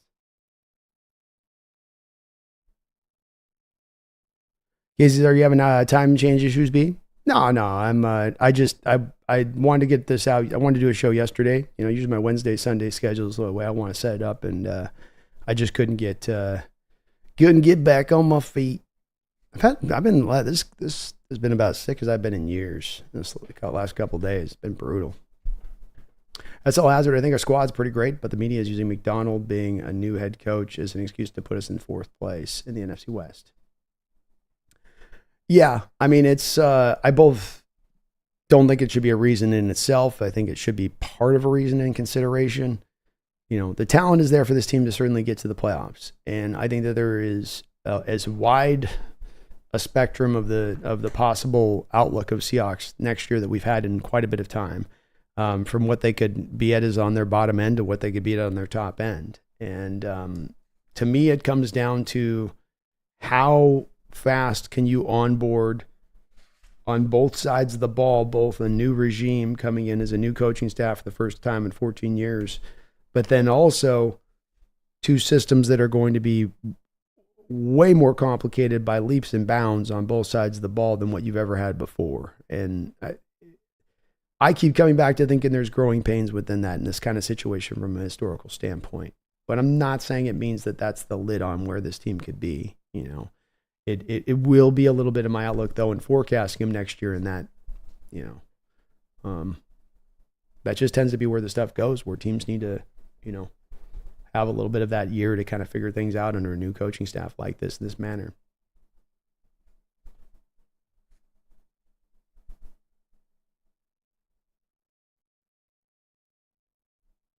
CR says, B, I want to thank you for all your hard work. You, Brendan, and Top Billin helps me to be educated on the Hawks. Always to all my friends asking me about free agent signings, draft picks, etc. As you keep me informed all the time. Well, thank you, CR. I appreciate that, man. It's my pleasure. It's my pleasure. We all, I'm sure all of us live to do it. So it's a hell of a job we got.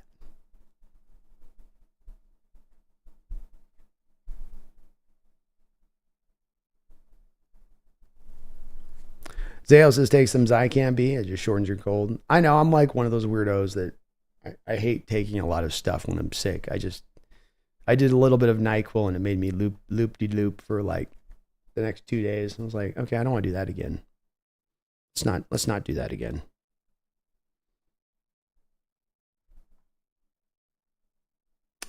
Kevin Mullen, what's up, man? It's good to see you in the house. Thank you for the $5 donation.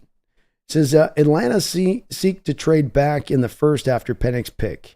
If the Hawks did this, who should be the target knowing how the board fell after 16? Kind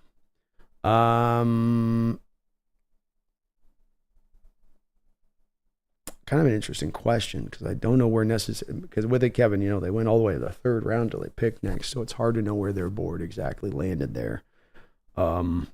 So Atlanta seek to trade back. I know they were seek to trade back in the first. So they were trying to get back in the first after Penix's pick. So they would have gotten back to like 16 with Seattle. The one thing is I don't know what Atlanta was going to do there. The Atlanta situation is so crazy right now because we're hearing like some of what influenced the Penix pick was they were planning on taking a quarterback the next 2 years anyway, and they're worried that they're going to get the tampering charge, and the tampering charge is going to take away their first round pick next year. So then how would it work if they were trying to trade up with us with 16 if next year's tampering, if first round pick sort of in a tampering sort of holding cell, they've got that first round pick, like the NFL's like, this thing's just kind of on ice for now until we determine what's what. Or they were trying to like, we'll give you 2 years out of first round pick. But I don't know where we would have fallen back to, because let's go, if they traded up with us, we're getting, I guess, at least their second round pick, which would have been the third overall pick in the second round. So if you look at the way the third round went where you're picking at that point, or the second round went where you're picking at that point,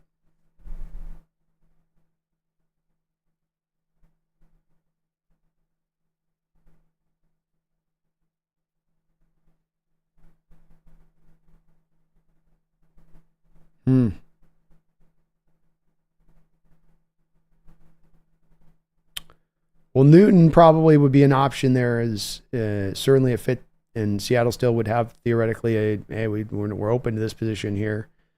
So I think certainly you're looking at Newton being the guy at that spot. He went the very next pick after that Atlanta selection at 36. Atlanta took Rook or I don't think Seahawks would have taken Rook. I think the Seahawks would have taken Zerzan Newton over him. So a part of would have been that, or Cooper DeJean, because we know that the team liked Cooper DeJean a lot too. So I think the Cooper DeJean pick probably would have been a pull there, Kevin, as well. That might even have been more than Zerzan Newton there. Probably would have been Cooper, Zerzan, something like that. Maybe Tavondre Sweat as the third guy in that order. But I don't know how Atlanta would have pulled it off. They're giving us that second, but I don't know if they can even offer next year's first. Maybe the NFL will determine if they offer us the first that we don't. Okay, you don't get next year's first, but you get the first after this thing, or they take Atlanta's future first, or something like that. I guess it'd get kind of screwy.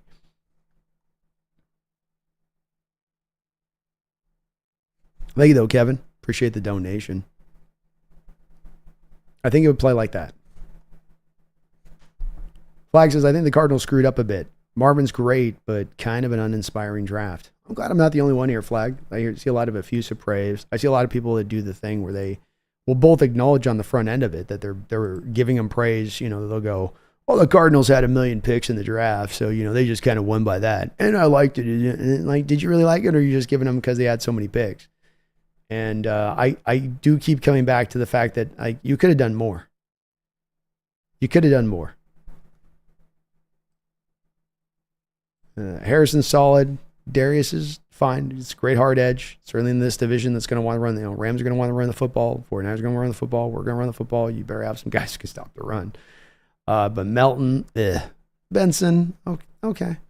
Isaiah Adams, Then they got the 3, and then they got the 4 whatevers. Tip will be fine in 3. The weird thing with Tip is that though I like the value of Tip there, you just took McBride in the second round 2 years ago. And could it be that you're taking Tip now because of the fact that McBride doesn't do the thing that I said that he doesn't do 2 years ago, which is block? And that's now driving you to have to go take Tip? So it's like, well, the value's good, philosophy on it. Jones should be okay, and DTD will probably be a starter for them. So I do like that, but everything else off the back end is like, ugh. It ain't bad. I didn't give him a bad grade, but it's mixed. It's a mixed bag. Jack Sports Doc with Jose Rodriguez, a great channel. You guys should all check it out and sub on up. Thank you for reminding me. Please do hit that like button for me. Alex Farias, would you bring Jamal back for a cheap deal to have him play some kind of hybrid linebacker safety position? Maybe make some packages for him for pass rushing. I know the speed isn't there anymore. Well, it's a great question. Team seems to be highly flirtatious with Jamal at this stage of things. And so there does seem to be definitely some legitimate interest on the Seahawks part. on the surface of it, right off the get, I go no. Because I go, well, Jamal's not going to be able to play linebacker. He's not going to be able to play safety, especially in this system and the requirements of the safety in this, system.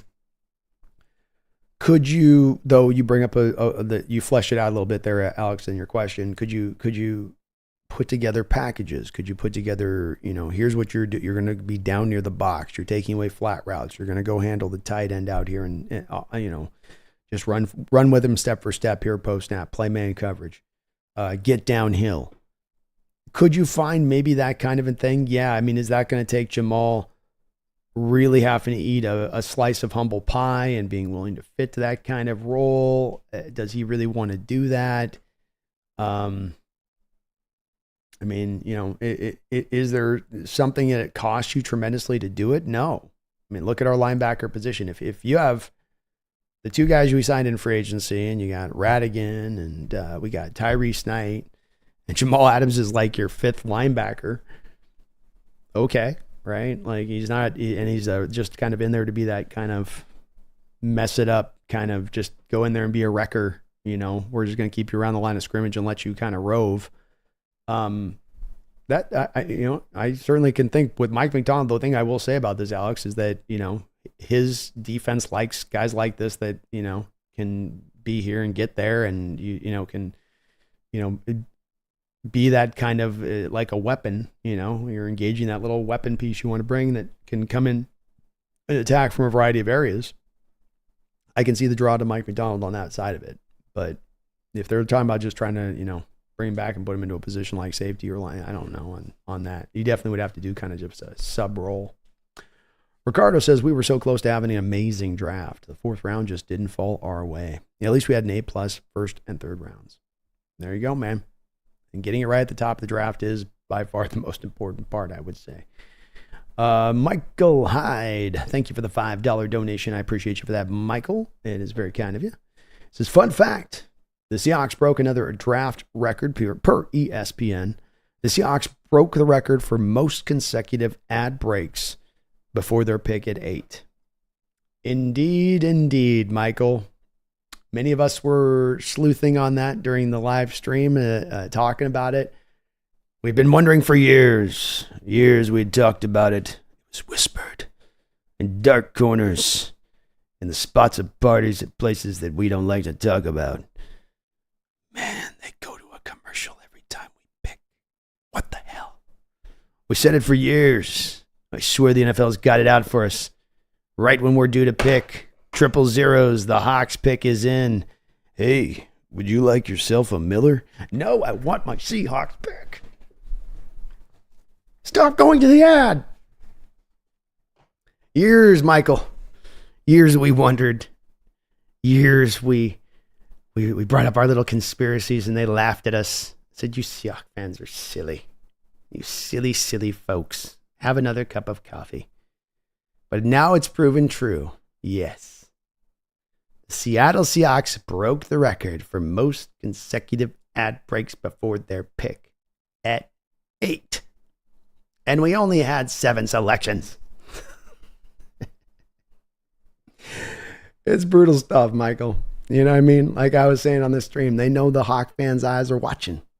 They know the Pacific Northwest are watching. Watch them. They're like, hey, we see you, Seattle. See, you want some Pringles? Huh?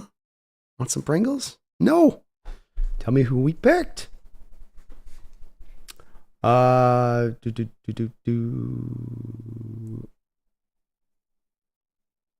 William, trade down Fatanu. So I guess I'm confused, Michael, and I'm definitely pretty close to the bottom on the chat. So definitely post what you, maybe if I misunderstood your question, because I was meaning it like you were saying Atlanta would trade up to us in the deal and then pick up at us. Because I certainly think that if we're talking about Minnesota trading back up to 10, they were trying to get to the Jets pick. If that happens, they're going to take Verse at that point. So Verse goes there instead of behind us, which then doesn't impact our draft at all. We would just take Murphy still. But they wanted the Daniil Hunter fix. They ended up going and getting, obviously Edge later on, but that's where they would have gone. William Leonard, thank you for the $5 donation. I appreciate you for that, William. Do you think Witherspoon's contract holdout affected our D last year? Did his demands set a precedent, you think? No, I don't think his demands set a precedent. I think some agents are going to try to make their name over others, and it's very hard when you're talking about competing for first-round rookie contract NFL players, what you can bring versus what another agent's going to be able to bring, because the salary is slotted. The number you're going to make at your pick is put in. There's not anything you can do as an agent to increase that outside of getting more guarantees into the deal, getting an increased amount of the overall contract guaranteed to the player. That was what last year's holdout was about. I think it was just that individual agent was trying to get his good on him. That's what an agent should do here, and just trying to get that kind of extra bump for his reputation on that by getting this landed with Witherspoon, and he pulled it off. As far as I don't think there's a precedent there. Did it hold back last year? Well, it seemed like Witherspoon came in and he had a good couple of practices and then had a hamstring injury. If he had come in from the moment, from the jump, and gone through the kind of their slow process to get those guys' bodies in the right shape, does he not pull his hamstring? And then if he doesn't pull his hamstring, does he play in the first game? And then if he plays in the first game, does Puka Nuka not Nuka us in that first game? And then we're able to win that first game? Maybe. But it came back pretty fast. I think at the end of the day, it wasn't the thing that really ended up sinking us in the overall outlook of it. So I don't think it was really the major thing impacting it there. No, I don't think even if he had been that week one, we got kind of beaten so bad that team wasn't ready to play. I don't know if Witherspoon would have made any difference in that opening week. Thank you though, William. Appreciate the $5 donations. Some great questions. Great questions. Roxanne says NFL Network took a commercial break on every Seahawks pick. Average number of commercials ran per break was 9.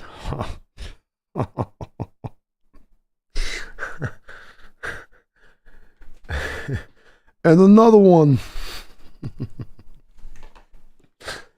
Oh, man. They're going to start trolling us on this next year. It's going to start being like, how many commercials can we run on the Seahawks pick now that we're putting a spotlight on this? Mr. Malebranche, what are we as a fan base and the Hawks organization expecting from Byron Murphy? Better or worse than Jalen Carter was hyped up to be? Different players. Jalen Carter, Cortez Kennedy kind of comp. Byron Murphy is differently talented. Is he? And not maybe to quite the generational scope of a Jalen Carter. I mean, Jalen Carter had monstrous character concerns and still went in the top 10. That's because he was that much of a badass.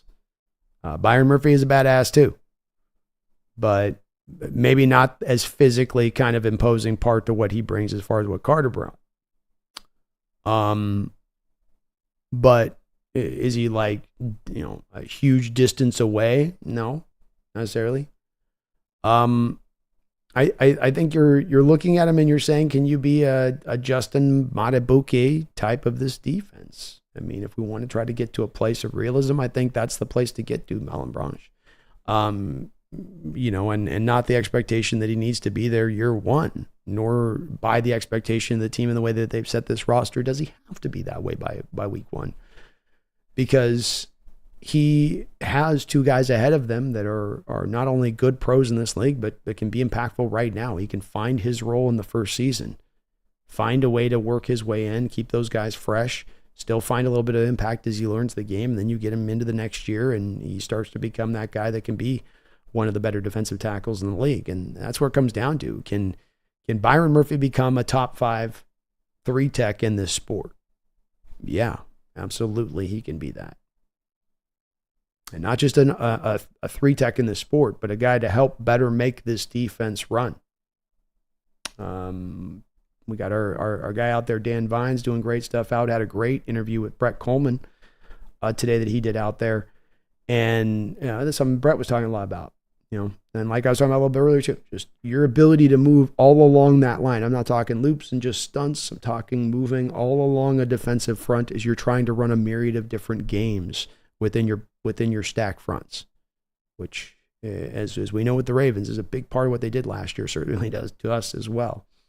And having a guy that can, be at one end of the line and get to the other end of the line and be there in a heartbeat is mighty helpful when you're diagramming stuff up and you're trying to time these things in a certain way.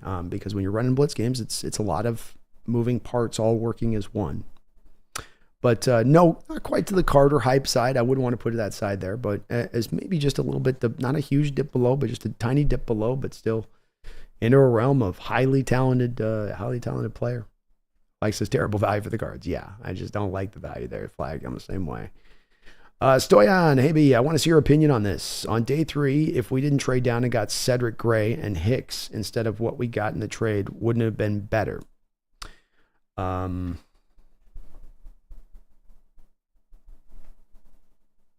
question. Well,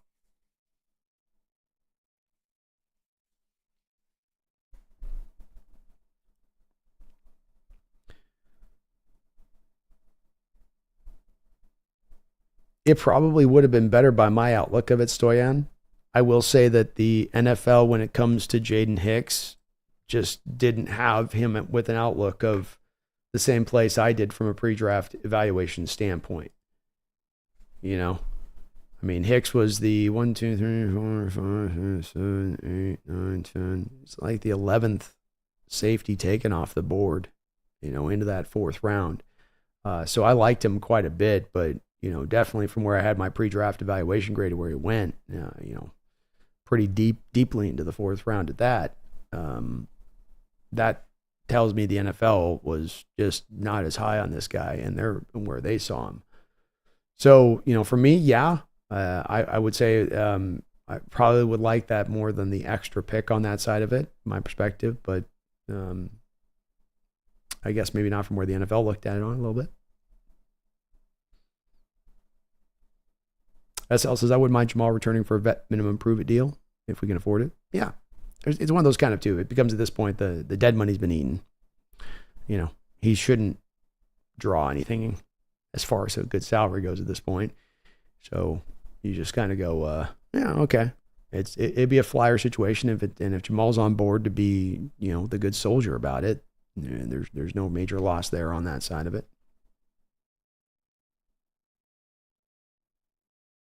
Boys hand grenade says, just saw that we declined offers from the Steelers, Falcons, Vikings, and Eagles to trade back into the draft. Yeah, that's that part I go to with why I was asked earlier, and it's a good question, why a little bit of my outlook on the pick is different versus my evaluation of the player. And when there are that many teams that are trading up in that spot, when the bat line is lighting up on your pick and they're all going, Byron Murphy, can we give him up? Who are you taking? Byron, who are you taking? Byron. I think we'll just take Byron Murphy. And I think it went a little bit like that to a degree. Certainly if the Vikings had gotten back up there at that spot, I think they're more verse probably.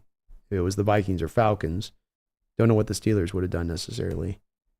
But it does just speak back to, everything points back to how certain and confident John was in this particular player and this particular pick.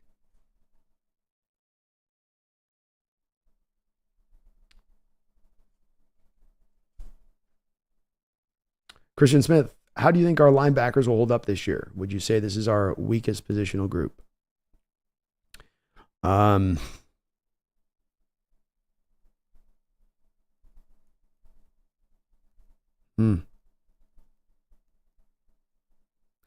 Suppose you probably could say that. I think when it comes to safety and inside linebacker, those are two positions that are in a little bit of lean shape. I think that's accurate to put. I don't have I can't think of any others that are in kind of a tougher spot as it stands right now, that's for sure. I think as long as those two starters are out there on the field, And I've got a video I'm going to be putting together in regards to the inside linebackers a little bit. Something that I noticed, but I want to do it for an upload, so I'm saving it. So, these guys work within this defense really well. Kristen. I can never pronounce it when the K is on there. It always just throws me off. But they work really well with us in this defense. They'll understand and fluidly be able to roll it. Now, if they get injured, Tyrese Knight, is he ready to go and start right now as an inside linebacker? I don't know. John Radigan? I don't know.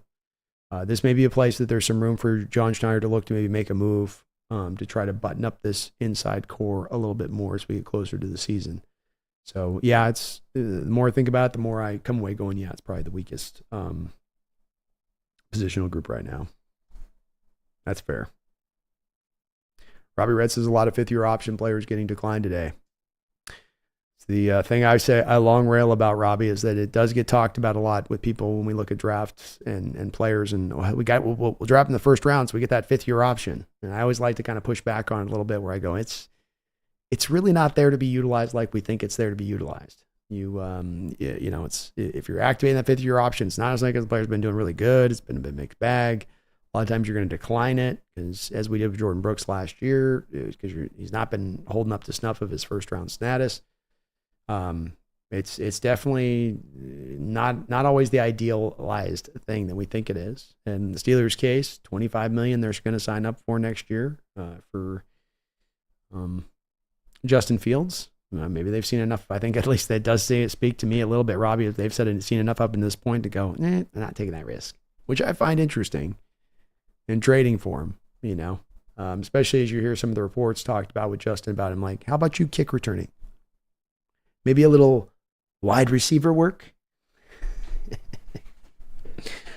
Holy Stand Grenade. B, you going to fight for democracy tonight? I might finally feel well enough to get up and go fight for democracy. I have been getting my butt kicked here lately a little bit by this cold, but I think maybe tonight is the night. Tonight's the night. It's gonna be all right. Might be the night to do it. I think. Holy Stand Grenade. I think I'm about due. Christian asks, who is your Murphy comp that you wouldn't reveal to Brendan this week? I've got a couple secrets right now. I'm not a big secret guy, but I gotta be honest with you guys. I've noticed at times when I have an idea for something I'm putting in a video that the thing gets plucked up out the ground. You know what I mean? I got some people in my garden. You know what I mean?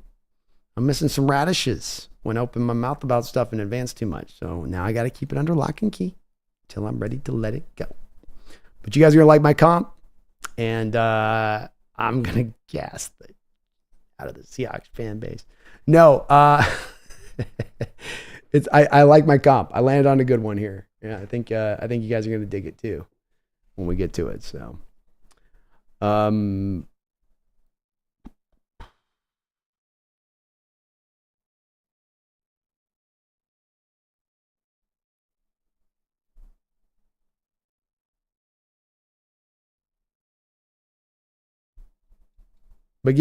I'm working on my Byron Murphy upload, and you will see the comp in my thumbnail. You'll see the comp in the thumbnail. Oh, show. John says, kind of the same question, Grenade B. How do you see MM using JSN in 24? Well, certainly I think it's more Grubb. How is thinking of utilization of JSN more. My thing with JSN is this. He's a slot guy, but he's not really like the Yak, Gadget, Debo Samuel, run him fly sweepish, throw him bubble screens. Basically the way the Seahawks tried to use him to a high degree last year, John. That's not really his game. It's not really him as a player. He can do some of that stuff, but he's a guy to get him running routes and get him up the field. Let him sit down in zones. Let him get a feel in zones, running some option routes. I think this is more of what you will see from a guy like Grubb, who, I mean, you go back and I think if you want to look at how they're going to use JSN, go look at how Jalen McMillan was used in not this last year, but more of the prior year when he was really going off. Is Jalen just a big slot down in there? But Grubb found a way to dynamically be able to use him and get high productivity out of him while still being able to utilize his guys on the edges. Part of what I love about Grubb is when you look at his offense, it isn't an offense, it's about like, okay, who's my one good guy? Let me lock in on him and hammer that over and over. He mixes everything up across the board where he just does not provide defenses a real good chance to kind of key in on what they're doing, from a tendency standpoint. And I think that's where it's really going to benefit everybody across the board here, offensively speaking. But he's going to just have, to me, JSN doing more of what he does well, which is being a slot that can attack you down the field a little bit. He can take a top off a defense down in there with route running and quickness and, just a feel for what you're doing from a zone standpoint. You're going to run a little shorter, robberish coverage, and we can hit you up over the top, So I think there'll be a little bit more of that, John, as a difference between the bubble screen stuff that they were trying to run. I don't know how many, what do you have, like 30 bubble screens last year they threw to him? I think that'll be a lot better of a fashion of using him in that way. Still gonna be hard for him to be like breakout guy, 1,300 yard guy, because there's so many receivers on this roster.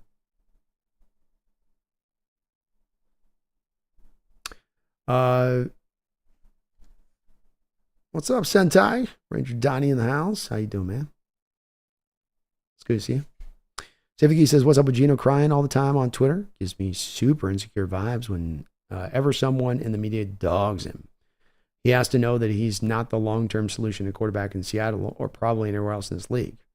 Russ might have been corny, but he wasn't insecure. Yeah, I mean, it could be a factor in what helps to drive him and motivate him. I'm not a guy big on, saying anything on Twitter. I didn't see anything. So let me see what did he say? Let me see what he said. What did the Gino say?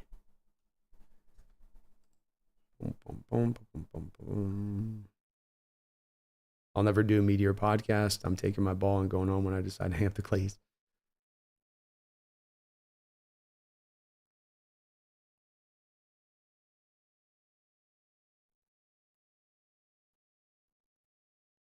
Oh. Yeah. Well, I don't think he's saying anything bad here. He's somebody had said, this John Frisella football guy on Twitter, Seattle Seahawks starting quarterback Geno Smith's on shakier ground than people realize, according to a West Coast source. It's like, okay. And Geno said, you just made this BS up. I mean, it's full of liars. It's so crazy. Yeah. I don't think there's anything wrong with, and he said on that, I mean, the thing I do like about him, Save the Geese, is he is at least, whatever Gino is saying, he's being at least truthful about it. He's not BSing, and not giving you platitudes, and I'll take that. I also think that, from Gino's standpoint, I'll say this too, Save. It's not like he's gotten a resoundingly a lot of confidence from either the national media perspective or a lot of local fans' perspective, despite playing really good football over the last 2 years.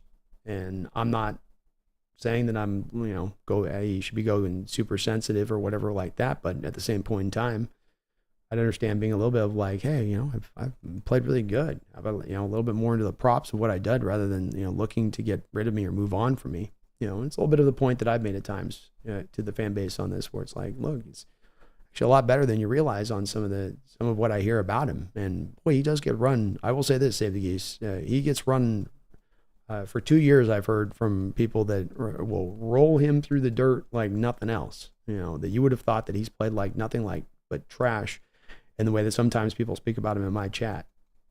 And it's one of those perspectives I really don't understand, much like the Trey DK perspectives, where I'm just like, where is this coming from? Is this an AI bot question? You feel like a little bit. Save the Geese says he has to know that he's not the long-term solution to quarterback, sorry. I think maybe so. I just think he's, got to feel like, hey, I've not had everything greatly set up here for this to work out well for me the past 2 years. Yet I've played really well, and I took a team discount deal, and I'm set to go here now for another year. And, I don't know if I would accept, I'm just not the long-term guy here. And especially when it's somebody starting to bring up rumors like that, like he's on shakier ground, like he's doing something to not earn the job at this moment. Like he's doing anything less than working really hard this offseason. It's where, I don't know.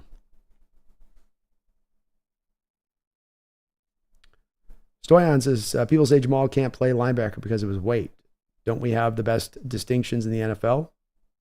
Couldn't he just put up 15 pounds and we can use him there because he can't cover it all? A dietitian. My issue with the linebacker stuff, Stoyan, is that when you play inside linebacker, you have to take on second level blockers, and he's just too small to be doing that. The other thing with it that you worry about with him with the injury front is that he's got shoulder injuries that go back to high school, supposedly. And so the best thing that, you're talking about getting these high collisions where you're doing this with your shoulder, taking on 330-pound men coming at you full steam, and you're trying to take those shoulders on like that as an undersized guy. It doesn't bode well necessarily for the long-term health of those said shoulders.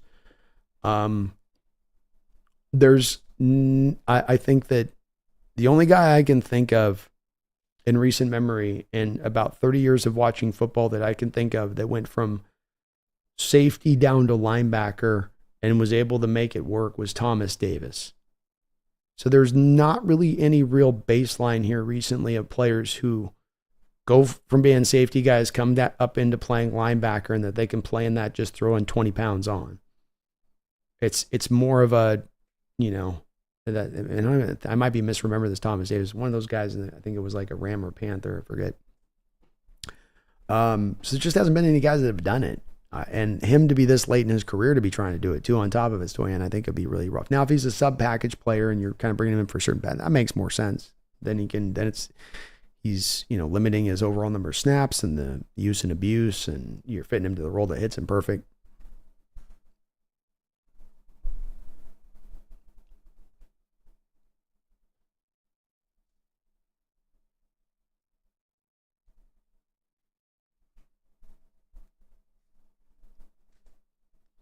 Jack Sports Talk says, B. Byron told Hawk Blogger he's not backing away from the Aaron Donald comparison. I like it. Let's go. Like those young men confident, man. Let's get it. Roxanne says, snipers on the hill. Exactly, Roxanne. We shall take back the Bugs world. Well, it's hand grenade. Nick says, Gino has taken so much unnecessary criticism these past few years. It's his third offseason in a row. A portion of the fan base wants him out. I'd be fed up too. Good for Gino.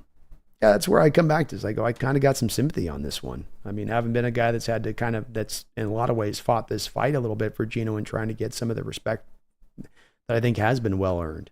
This guy didn't just have something handed to him on a silver platter here. And usually NFL fans like, redemption stories. Usually NFL fans like the guy that had to, grind and cut and fight and scratch and bite his way back to getting an opportunity. And then he gets the opportunity and he's successful in that opportunity. Usually this is something that is not hard to get fans to be like, yeah, let's go. But there's just something about Gino, I guess, to a certain degree. And that's where I come back. I can get a little bit if he's a little bit, comeback player of the year. We had 6 rookies starting on that team that got to the playoffs. I had us with the lead in San Francisco at halftime if our defense had even a vestige of an ability to stop that San Francisco 49er offense. We've got a chance to actually win that game on the back of how I'm playing. But I've learned at this point, Nick, like you have with it, there's just some that it's not going to be, that's not a rock that will skim across their pond. Their stance on Gino is their stance, and, it won't change. That's why I do really hope he comes out on top. I just want to see the team be great and do well. I just hope he comes out just balls this season and watch the haters twist. Christian, do you think there's any chance of picking up a starting quarterback if we release Gino next year? I think the ideal would be there. As I look at it and making my prediction ahead of time on this, I think that I will be forecasting way more of a chance that John Schneider than ever before, and doing any draft coverage I've ever have of saying next year is a year that there's a high probability of John trading up in the draft for that quarterback of the future. The team will be in good enough shape from a roster perspective standpoint. The time will be about right where I think he will start to look to put a package of picks together to go get that QB of the future. That's more of the move, and then Hal and the rookie fight it out that next training camp. I think that that's a little bit of what might be in John's mind here to a degree if things play out as they appear. Lord Boom says, hit the sub, homie. I miss this guy. We got to keep him on air. 120 people, only 70 likes. Let's go, Hawks. Yes, do folks, please hit that like button today if you could for me, please. I'd really appreciate it. Helps this channel grow. We're trying to get to 20,000. We did some great work here through the draft. A lot of new subs. Thank you to everybody who jumped aboard on that front of things. I really do appreciate it. Drop God, how do you feel about the Rams behind the scenes video they dropped? Makes me a little envious of the dynamic they have cooking over there. Really hope Mike M and John can reach their version of that. Well, thank you for the recommendation, Trout God. I hadn't seen it come up on my feed, so I will go and check it out. The Behind the Noise thing just came out today. I didn't have a chance to check out that, but I will be looking at that one too. But they've got those guys are definitely in lockstep. You don't get to 2 different Super Bowls with 2 different starting quarterbacks if you don't have a general manager and a head coach that absolutely understand, what time of day it is. And the Rams are going to remain a problem. If you're hoping that the NFC West is not going to, the NFC West will get nice and weak so that we can ride high on the back of the feast factor coming into full effect, it ain't happening. This division is going to be tough as it's been in the past, moving on into the future. It isn't going away anytime soon. And the Rams are just one part of that we've got to, find a way to get over the top of. So it's going to be another season of this, of a tough division. And the Rams, look what they did last year.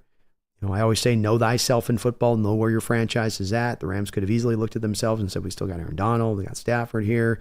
We got to squeeze the last of what these guys have left in this ketchup bottle out. And instead they said, no, let's take it down to the studs. Let's turn this thing over. Let's hit a full rebuild mode for a year. And they still got to the playoffs.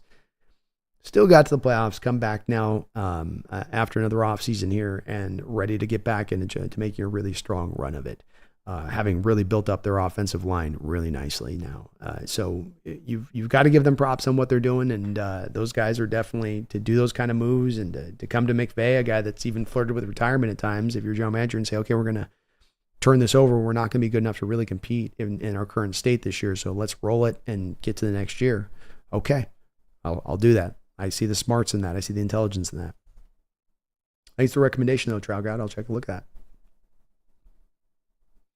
Nick says, I just don't understand why people can't just accept Geno as the starter and find something else to moan about. Go look at the Atlanta or the Jets or Denver the past few years of the quarterback position. It's my outlook as well in this, Nick. It's the understanding of not just where he is, where other franchises are with the other quarterback positions. Your frustrations are mine, man. I've lamented it many different times on the stream over the past couple of years. I've presented accompanying stat after accompanying stat. I can show the Seahawks pressure rates. I can show Geno's ability in dealing with those pressure rates and the number of sacks you've taken. I can show you stats with Geno taking a 6% rate on his responsibility for sacks taken as it's charted versus other guys like Mahomes at 20%, Russell Wilson at 23% of his sacks being his responsibility. And it doesn't move the needle. And I think that my response to you, Nick, would be this. It sounds like hyperbole, but I do believe that it would basically take Geno Smith hoisting a Super Bowl trophy to finally bring these people over. And anything short of that is nothing but evidence of him failing and why they need to go get their quarterback of the future. I feel like it's almost about in that spot of things with it, And as you say, I don't understand why. Because historically speaking, this wouldn't typically be the case for this kind of player in Geno and where he's in his career and what it's taken for him to get where he's gotten. Lord Boom B, I hear you with the DK Metcalf talk. It's crazy to me. At the gym, I tolerate my 49er buddies, and they have the utmost respect for DK Metcalf. And they're Niners. Come on. DK is the man, 12s. Hey, preach, Lord Boom, preach. Another one where the Geno and the DK ones are both of the two that stick in my craw where I just don't get it. Fans this offseason peppering me. What do we get for DK? What do we get for DK? We're going to eat $23 million. Yeah, but we'll save $1 million. What are we doing here? The point is to build up the strongest, best possible team. The way you don't do that is offloading your good players. That's to great players. And it's like, He's had the best start to any wide receiver in your history, and you've got a goat like Largent in your former stables. Yeah, how do we trade that? He's a monster wide receiver that blocks 24/7 for you in the run game too. Okay, but how do we trade that? He's a guy that demands as much double teams as any wide receiver in this sport. Yes, but how can we trade that? And you just come back and go, what are we doing? You know? John says, great answer about the Jamal question. Agreed. Linebacker on his shoulders would not turn out good for anyone. Yeah, it's I remember he was referencing it, something about the high school thing, and I remember he had that first season here, even the moment, remember John, he had I think it was Gerald Everett. He was going into pass rush and dipped down his shoulder, and Everett clipped him on the shoulder. Pretty innocuous play. And comes up, goes right to the sideline, and you see him talking with Olsen, and he's like, yeah, I've had it before, and it's like this, and he's pointing his other shoulder, and you're going, yeah, that's not good, you know, because as a safety, you can kind of come up and mitigate some of the shoulder stuff. I also wonder if this is a little bit why too, John, with him, where you saw sometimes the tackling last year go downhill with Jamal. A lot more of them going to try to lay the big hits and put just one shoulder into it, where he doesn't really want to commit to putting that shoulder out there and square it up and to come in on a tackle, because he's worried the wrong kind of collision from the wrong angle, like might knock that shoulder in, back out again. But thank you, man. Appreciate it. Or boom, if the 12s want Jamal Adams at linebacker, well, we got that. Watching by night that we just drafted would be a lot like having Jamal Adams at linebacker. Love it, man. Love it. Yeah, I can see a little bit of that in his game on the side of it. George Samuel, I voted B. Glad to see you feeling better today. # Go Hawks. Thank you, George. Man, out there in Egypt, we got 137 votes in. We'll get it culminated here shortly and see what the final tally is. Ricardo says Grubb loves the jet sweeps and trick plays. Keep things unpredictable. That's that part I talk about with him on finding tendency breakers, because I think that he tends to be he'll sequence stuff pretty well as a play caller, but it also feels like a lot of what he's doing in his play calling is always kind of clipping different places of the field, where he's attacking just always different sort of spots. So you as a defensive play caller are really never able to kind of pinpoint where Grubb's looking to sort of hit. That's what it feels like watching Grubb kind of call plays, where some sequencers will be like, I'll go to the outside zone run. And then now what I'm going to do is I'm going to do play action to outside zone run with a bootleg back across on a crossing route over here, Now I'll come back and I'll run the outside zone, but it's actually going to be a cut inside to the A gap. Power is what it's going to look like. It's going to look like outside zone that goes to power now. That's sequencing 3 different plays that work off of each other, But with Grubb, it's kind of just like you're just feeling like he's blipping different spots of the field. And it just, you start to feel like, I bet as a defense coordinator, you're just kind of rolling the dice playing and play out of where he's really looking to attack. Kristen Smith says, how is our run game likely to change this year under Grubb? 2 main conceptual points, I would say. 3 main conceptual points, I will say. First,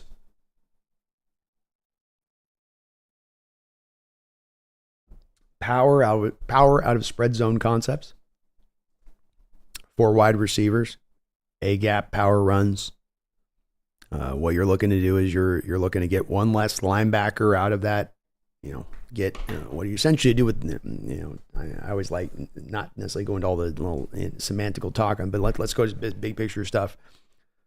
Spread system, you spread everybody out, but you want to go power. And what you're looking to do there is you take what would maybe typically be you'd have a tight end there on the line, maybe instead of a 4 wide receiver, and that brings then a linebacker in. So now they're in more nickel with the 2 linebackers. You pull the receiver out, 1 less linebacker on the field. Now you got a single linebacker there. Maybe at times that they're going to run dime or challenge the defense to say, hey, you want to run nickel and have a receiver being covered by a linebacker just so that you can stay protected against the run. So you're going to run power concepts out of spread, which means that you're getting a hat on hat at times. You're hitting it quick. A guy like Kenneth Walker is going to do really well with that because he can hit it really quick, number one. But number two, what does Ken really need, I think, at the forefront? Space to work with, room to be able to unleash his bag of tricks. And so you give him that one less body down in there to congest things down inside. That's going to, I think, allow that to really, be able to roam. So you're going to get some of those looks. Obviously, there'll be a use of 12 personnel in there too, and there'll be a lot of running concepts out of that. Out of 12 personnel, you'll get a lot of pulling. This is the next part. A lot of pulling. And I'm not just talking one puller, but multiple pullers pulling back across the scheme. You're going to try to create the numbers game to a side of the field where you really allow your running back at times to feel like I got to break one tackle and I can house this if I block this right. This is where the mobile linemen come into play. So you don't have the mobile linemen that can pull back across and multiple guys that can do it. They don't get to their blocks. Now he's got to beat two guys to get anywhere on the play, or the guys end up getting penetration instead of getting blocked by that puller. But you'll see multiple guys pulling, and you'll see everybody along the offensive line pull, not just a guy or two here on the line, but everybody's in play to be able to pull back across the scheme. So something else that, he likes to run a lot of, and outside zone all day long. I brought up a Kenneth Walker video that I put together about a month ago where I presented the stats that are pretty, to me, eye-opening. That when you look at Walker in between the tackles and his yard per carry average, it's 3.8 in 2 years. Inside the tackles, 3.8 yards per carry. When you get him outside of the tackles, it's 5.3 yards per carry. So a very, very, very, very, very wide difference in the productivity. I don't think Grubb looks at that in the same way that Carroll might have looked at it, and Carroll might have been more of, hey, I like my power runs. I like running in the A gap. I like living in the A gap. I think it wears a defense down. I think Grubb's going to be more like, what gets me the most yards every play? What's the most productive for us? So between the pulling lineman in space, utilizing an outside run, these are going to be the real changes, I think, in Grubb's ground game. I also think he's going to lean a lot more on the fly sweeps. We maybe ran like 5 or 6 fly sweeps the whole year. You're going to see probably a couple of fly sweeps a game to keep the defense honest. Because when you don't run the fly sweeps, they're not going to move with it, right? They're not going to react to it. You might put your fly sweep motion in man, but the whole point of the fly sweep motion man is to get the linebackers to take a step or two to follow the fly sweep man so that if he gets the ball, they're in a position to go tackle him if he attacks the edge to their outside shoulder, right? But if they think you're not going to give it to that guy, I'm going to stand pat here and I'm going to sit on that A gap run that you're really going to want to go to here. That's the big difference on using it and not using it. But those would be the main parts that I think are going to be a lot more different than what we've seen before. Sean M in the house. What's up, man? Nick says, I hope Grubb doesn't call halfback dive on second and long 4 times a game. That's all I hope.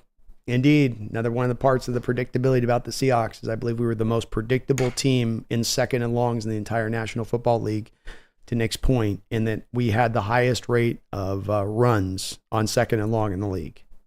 You could almost predict us down to the nth degree that if it's second 11, second and 12, here comes Walker, and it's probably going to be a run up the middle. Ricardo says the Rams have never been a gimme for the Seahawks, even when they were a perma 7-9 team. No, true. Yeah, even the Fisher teams give us some issues. Even those. So it ain't gonna. If we're gonna be awesome this year, we're gonna have to earn it. Ain't gonna be any easy cakewalks this season, that's for sure. Orthodox Russ says even if Gino hoisted the Lombardi, the 12s would just say he can retire now. True. They'd be like, all right, he did it. Fine. Cool, we won. We got the trophy. Who's the QB of the future now? Is it Hal now next year?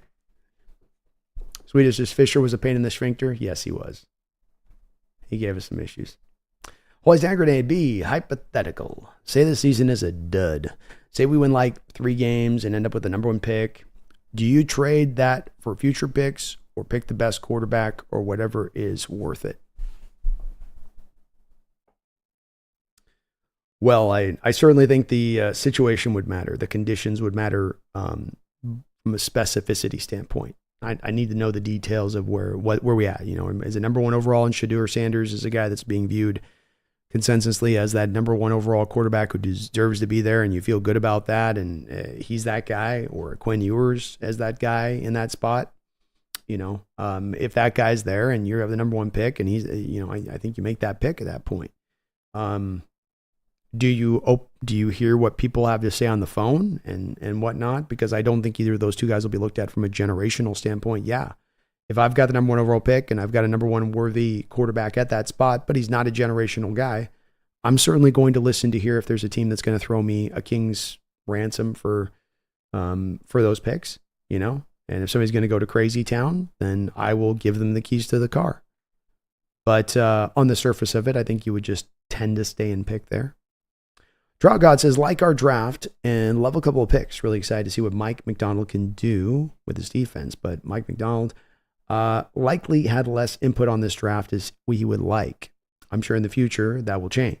To me, it is pretty clear in interviews together, Mike McDonald and John are very much feeling each other out. Yeah, it's always a dynamic when you're talking about general manager to coach that is always one that's set up to be a little bit dicey at times, and understandable. It takes a little bit of navigating the waters to get to a place of same page, because it's one that we've seen can go sideways a lot of times. Trent Baalke and Harbaugh, were kind of at each other's throats at the end, and that the outlook of the general managers and what they were trying to do versus what the coaching staff wanted to get done was two different things. So there is a little bit of that involved. I think that from John Schneider's perspective in bringing Mike McDonald, I think that there's two things that come into play that kind of go against each other as far as maybe a little bit of the struggle there between these factors you're kind of talking about, which I think are valid. First, the players in the draft that are resonating with Mike McDonald and that it would fit to his defense and what he would want, versus John Schneider's understanding of, and very keen understanding of, what's in this building right now, what isn't working, what needs to be most corrected now at the moment. And so I think you have those two things that kind of somewhat combat each other a little bit on the head of this draft, and maybe a reason that John Moore takes the reins on this draft to say, okay, look, the backyard's got a mess up in it. I know you want to get the jungle gym put out there. You want to get the new hose with the super cool wrap thing that just self-wraps up, and we'll get the tree fort out there in the tree. And I know you want to get all that stuff done out there, but I got to clean up this mess in the back first. And I think that I'm getting that feeling, Trout too, there's a little bit of that feeling, I think, in this first draft of, let's get the yard cleaned up, and then, we can get the fancy toys and the cool stuff in the back, and, we can get the barbecue put together, all that good stuff. So I think that's probably a little bit of pull there, and you're right. I think in the future years, it'll be more of Mike going, okay, we need a little more of exactly this to the defense here. I think he had a share of some discussions. I think we're doing a lot of time, but like you say, there is a bit of, I'm sure, a bit of feeling out going on here. Ricardo says Mike McDonald is a bit awkward in interviews. I don't mind it, but I imagine he'll get criticism from the mainstream media for not being a big personality like Pete if the team starts losing. Yeah, it may be the case there. And he's certainly finding some, it would seem like, comfortability in doing the media stuff. And you can see he's certainly, when he's mic'd up talking to his players, a lot more at ease. Versus you can feel him tensed up and kind of, when the media's in front of him, he's kind of minding his P's and Q's. So I think he'll probably ease in with time and get used to that a little bit more. But it's a little bit different from Pete, who's very effusive and affable and, just kind of let it rip. Colin Cal says, you sound good as new, my man. Can't nobody hold me down. Can't no sickness hold this man down. I will bounce back. Thank you, though. Finally got back today. Finally, for the first time today, I'm like, okay, I've shaken this thing. I can, boy, yesterday I was like trying to get the show ready and I kept losing steam. Greg Kemp says, I hope the Chiefs wanting to trade for DK rumors are true, because I want to see DK on a team that can actually wants to get him the ball, use him to his full potential. I can see the Chiefs wanting to make the move for him here. I can see their reason for wanting to make this deal. I certainly can. from John Schneider's perspective, and you know, I'm worried with these rumors kind of continuing to go as they are a little bit. And the worry is that, you know, the price of doing business on this kind of trade is okay. AJ Brown goes for a first round pick and a little bit more. Tyreek Hill goes for a first round pick and a little bit more. So the Chiefs come in here and they knock John Schneider's socks off, and they're like, all right, well, we'll give you 2 first round picks and we'll give you a third round pick. And John's like, I got my ammunition for my quarterback now. And that's what worries me about the rumors on this, that's what's rolling in the background a little bit. I hope not. Holy hand grenade. Do y'all think Mike is the type to allow the offense to do its thing or dictate like Pete did? I don't think he's going to be as hands-on on the defense or offense here, Holy hand grenade. And I'd have to estimate that John Schneider and his interviewing of Mike McDonald and wondering what he was going to do on the offensive side of the ball kind of covered maybe this exact territory with him. What is your thought on this? On how much you really should come over to your offense and tell them what to do throughout the course of the game? Like how much, you know, impact on that do you have? And I am certainly making a guess here, but it's backed up by also the fact that Mike McDonald hired a spread-based offense. You know, if we were to think that, to me, Mike is a heavy influencer on what the offense does, then you think he would go more of the traditional route. You know, give me a Roman acolyte, you know, a guy that's we'll just go get a mobile quarterback and we'll run a spread option and we'll run the ball 40 times. We'll protect my defense. That's what you would have thought he would have looked to make on the other side of that versus going for a guy like Grubb that's going to be wide open and let it rip. So I think McDonald looks at it like, let's find advantages across the board. It isn't just about my defense. It's about the team. And that's part of why I like him so much as a hire and some of what he's done on his choices, because he's not just playing it safe. There's kind of a go for broke aspect in the way that I think he's looking to attack this. And it's a go big or go home. You ain't going to go reach greatness by just doing what the rest of the crowd's doing and going with the flow. You gotta find your own unique kind of angle. And he seems to be trying to do that. Nick says, I mean, this quarterback class looks atrocious as of right now. There's not a guy I would take in the first round as of right now. I'll take Howell over Sanders 10 times out of 10. We don't want that attitude. His attitude is as much as anything, to your points, the thing that scares me a little bit in the outlook of Sanders. His dad comes with him. His dad's mouth and everything his dad's going to want to say comes with him. It's a lot, right? It becomes a lot. And, you know, it's already, you know, tough with quarterbacks as it is. So I'm going to wait and see on the quarterback class. I'll give that it's not going to be as strong as this one was. There's no doubt about that. As this was one that historically was great. We've never seen 6 quarterbacks taken in the first 12 picks, you know, and any quarterback class coming after that one's going to look like pale in comparison. All we need is one, though, Nick. You know, all we need is one guy that can fit the mold. And maybe that's a first rounder. Maybe that's a third rounder. Maybe it's a third rounder to come in and compete with Sam Howell, and we get it a little bit like we had before. I think the good part of what John's done here, and the part that sometimes people don't want to hear from me on this, but I think is the truth of it, is that because John has taken the stance in a lot of ways of, instead of making quarterback the first and foremost decision to be made in this rebuilding process, which he did not do that. He didn't move off of Russell Wilson and say, okay, I've got to go draft my quarterback of the future immediately right now. We are still now over 2 years later, and he has not done that. I think that's an indicator of the fact that he's gone back to the blueprint from 10 years ago. That blueprint being, I will build the team first. I will Kevin Costner this bitch. If I build the team, he will come. If you build it, he will come. And I think that is the key here. The key being that maybe it doesn't need to be the first round guy at that point. Maybe because you built such a good damn team. You don't need to have that guy that can carry all the water at that point. But we'll just have to see how this quarterback class plays out, Nick. Maybe a couple guys who do develop, or maybe a couple guys that do end up surprising us just a little bit when it's all said and done. Regardless, as I like Mike McDonald too, I can just imagine the media running wild with lazy headlines comparing Mike McDonald to Pete. And it's definitely possible. You guys, says Pete always talks smoothly about literally nothing. That's true. There wasn't a lot of meat on the bone of what Pete was really saying. Yeah, well, he's not used to it yet. He's just not used to it. Nix's night was certainly an MM pick. Yeah, he felt like an MM pick, that's for sure.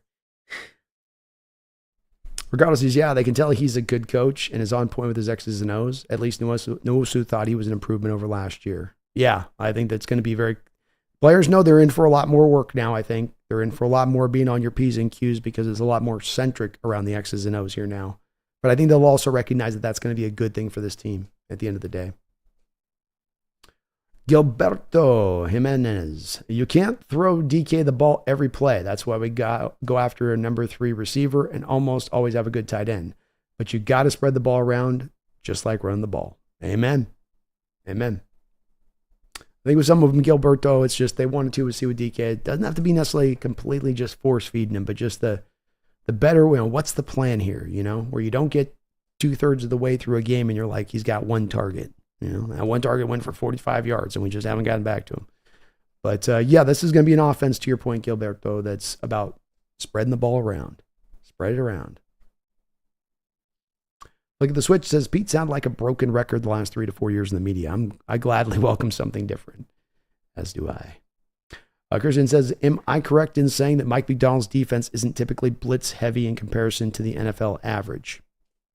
It's about middle of the road. Middle of the road. The distinct difference in what Mike McDonald does in his defense is that you get a lot of stack fronts. He shows you blitzes. He gives you all the indicators that here comes a blitz. It's coming. No, it's coming. Set your projections. Oh, not coming. And you end up with just a front 4 blitzing you. So that's really the key with what he does. Another part of this, though, that comes up is that he is a guy that's going to play his opponent every week. So we're getting a little of a Belichick-ian mind here, and that it's not, here's my scheme. We run my scheme every week the same way, and good luck offense stopping my defensive scheme and what we are going to just simply do. This is more of, what does that offense want to do week in, week out? How do we attack what they want to do? Do they struggle with the blitz? If they struggle with the blitz, we're going to be blitzing a lot more this week. Is that a quarterback that slays the blitz? A little bit more zone coverage here this week in what we show.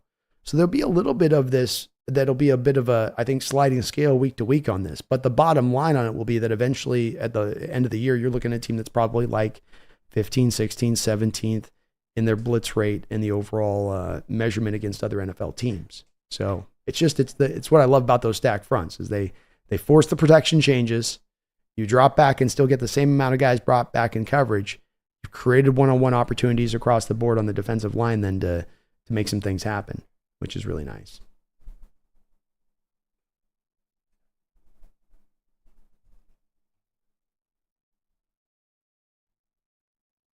Ricardo, from what I understand, Mike McDonald doesn't do blitzing more. Oh, sorry. Remember that, right? My bad.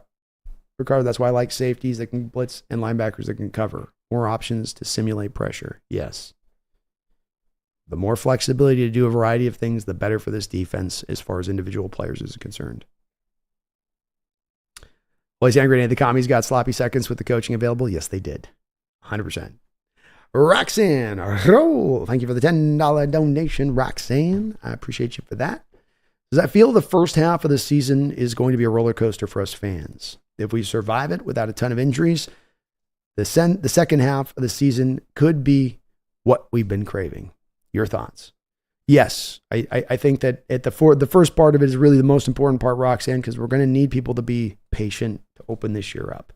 There's going to be people that are going to be itching their triggers. The Carolites are going to be itching their trigger fingers going, see, told you this is why. See, should never moved on. See, this is what you get. Hope you're happy with, they're going to be sitting there ready for that to be unchambered at any point in time. And that's where it's got to be. Look, we know this is going to take a little bit of time to institute.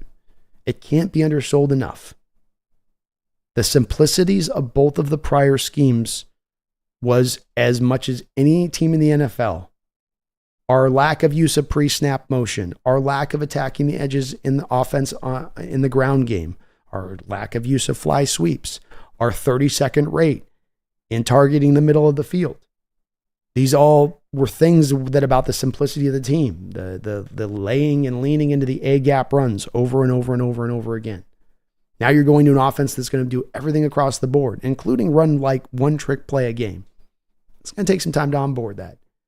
You're going to go from a defense that blitzed at some of the least rate of any team in the NFL over the last 4 years to a team that's got to be understanding how to not necessarily blitz at a high rate, but understand how to run every single individual blitz that could ever be run known to mankind that is in that playbook. Everybody from every angle, overload this side, zone blitz here, zone blitz there, lineman drop here, pull this there. There's going to be so much more. On top of then, you have what now is going to be probably one of the most complicated post-snap coverage schemes in the NFL, being that what they show you pre-snap is so often changed to something else post-snap. But it means it's an extra step to the defense, an extra layer that they didn't have before because, of course, we were the most simplistic defense in the NFL of what we showed you pre-snap to post-snap. We were the most predictable. Whatever we showed you pre-snap was what you were going to get post-snap. We didn't try to hide any of it. Now we're trying to hide it to the most maximum of levels. That's going to take a little bit of time to institute. And if it doesn't happen through 3, 4, 5, 6, 7, 8 weeks, I don't think that it should be a shocker to fans or people should be like, running for the hills from McDonald's at that point, to your point. But you're right, Roxanne. Look, it could come together very quickly here because I do believe that in that simplicity, in that extreme simplicity, also allows fertile ground for very huge improvements. You almost made it to the playoffs last year with just that simplicity. Kind of to me sometimes speaks a little bit to the overall nature of the talent that you had on the team. Now you get that removed and you get that part taken care of like a toothache that's finally resolved and you can eat any food in the book. And so now as it starts to form in the later part of the season, that team that is so very talented at that point start to really become problems for teams because they can't lean on the old ways to beat your Seattle Seahawks. I can't Sean McVay pull out my Seahawk beater plays that I've had since 2020. That playbook that I take out specifically for the Seahawks teams or any cover 3 heavy team. And I put it down and I just start going through the plays we're going to run this week. I got to toss that whole thing in the trash can now. That's gone. Gone. We got to start from square one with how to beat the Seattle Seahawks team. So there's a benefit to it on the other side. It ain't all just negative. And it could come together, Roxanne. You're right. It could come together 100%. I don't want to predict about it happening and say it's going to happen because I just don't want Hawk fans this year to come into with any kind of false, putting stuff up that, because it'll then be in the nature of them throwing this whole process out a little bit, be in the nature of wanting to bail rather than giving the seed time to really grow and bloom. But if it does happen, it won't be shocking to me because I do trust in the talent that's on this team. You got some good players here. You just drafted some really good players these last 3 years. Lock, stock, and barrel. It's ready to roll. It just needs to develop now. Once it develops, look out.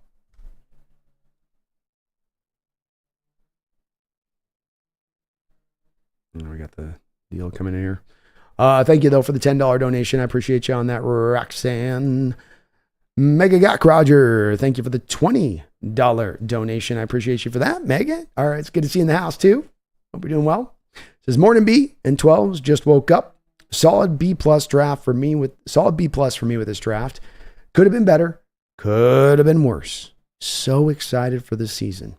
Let's go Hawks. Well, let's go Hawks, Megan. And I think that's a solid overall outlook on it. I'm at 90%, so I ain't far off B+.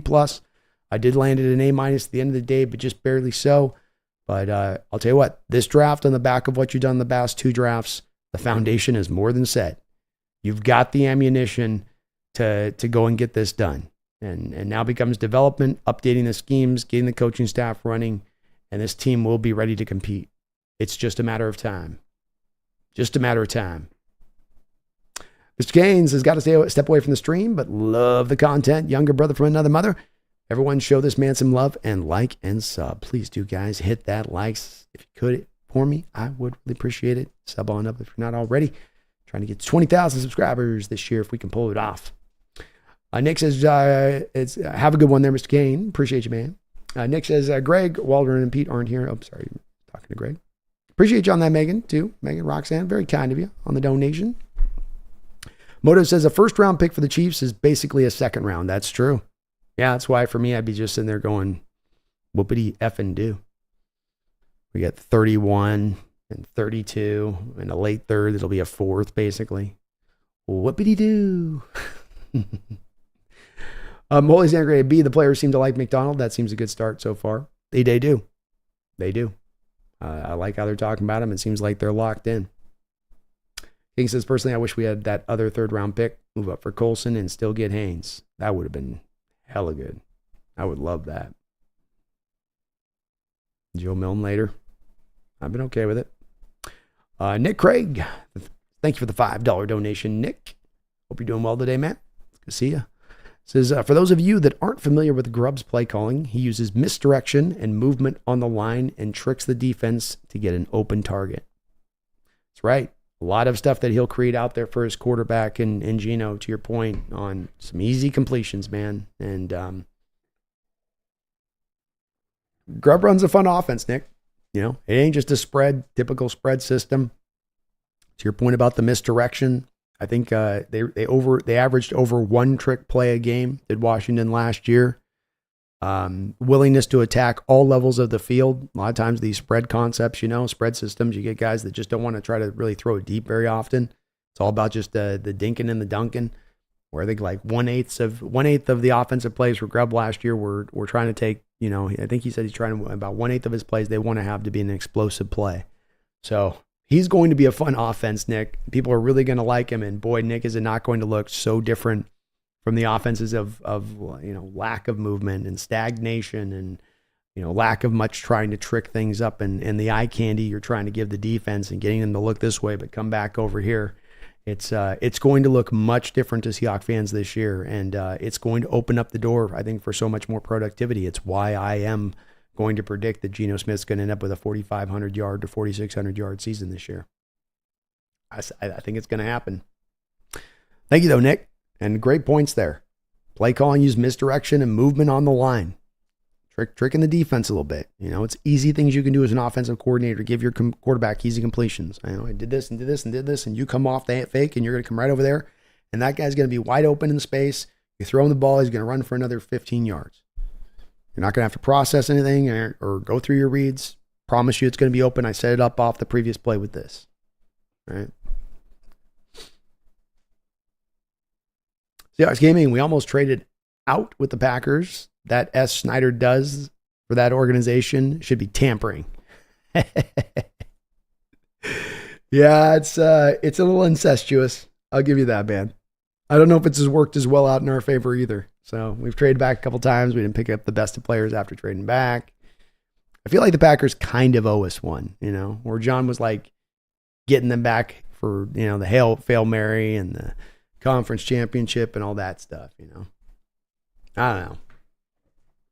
Always Dan Grenade says, man, our offense is going up against our defense in practice. It's going to be one giant chess match game that's going to translate on the field to you. Better watch the F out, NFL. Let's go. We got 200 votes here in the book on the deal. So let's close this poll up. Did it not present? Oh no, maybe it didn't. Hopefully it presented. I closed the poll, but I don't know if it actually presented the results. You guys are going to have to tell me maybe what you saw in the results there. I think I closed it wrong. I did it wrong. I don't do enough polls. Let me see here. Now we got it. There we go. End poll. Oh, there we go. So the draft grades are out. The 12th man has spoken. We've got, with 200 votes in the kitty today, the Seahawks are given a grade of a B 52% of the time, an A 41% of the time, a C 4% of the time, and we've got some folks very low on this draft with a D getting 2% of the overall votes. So overall, I think if we took the cumulative grades here all together, you got a solid B plus right on that A minus line between the Hawk 12-man fan on this. It's good to hear the 12s are feeling this draft like I'm feeling it. And I think especially coming off the two almost close to historic kind of drafts you've had the past 2 years, the hay should be in the barn. The work should be kind of done a little bit. Should be ready to roll.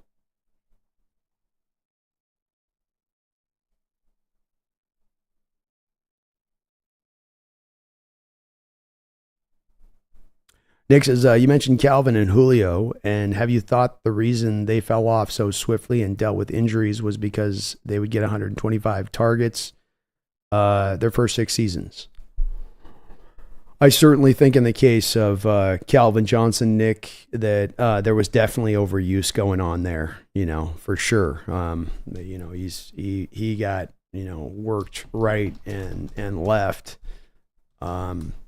And I'm not saying that, in the case of Julio, that there wasn't a heavy amount of usage with him either. Julio did come in with, though, I think the first 3 years with Roddy White still there was still an ability to kind of lean a bit on Roddy and not have to be a pure blue one like he was once you get into 2014, 15, 16, 17, 18, where he's really going off and having his production. The thing with Julio, too, is he did have, I think, that foot thing even early on in his career that was kind of a problematic issue for a while that they had to kind of deal with. So he wasn't quite used as much. But, yeah, I mean, in the case of Calvin, then that absolutely is part of why Calvin ends up, I think, calling it a day, is his body's hurting and it's too many catches, too many touches, and understandable. So, yeah, I think that definitely impacts that. Also, to your point, this would make me hope a little bit there that you can, in a guy like DK is 26 years old, just going into his prime, that he can have a 4 or 5 year prime period where he hasn't been overused in that way here. A lot of reason to believe that. So another good reason, another good point there, Nick, as to why we just got to keep this man in Seattle.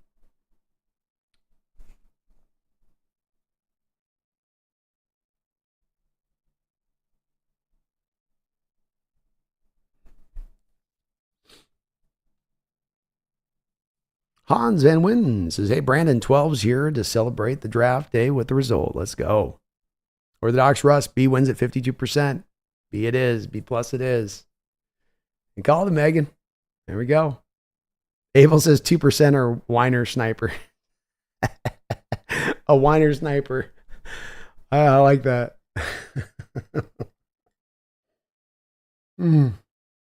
I'll go with B plus. I feel good on B plus. Plus is good.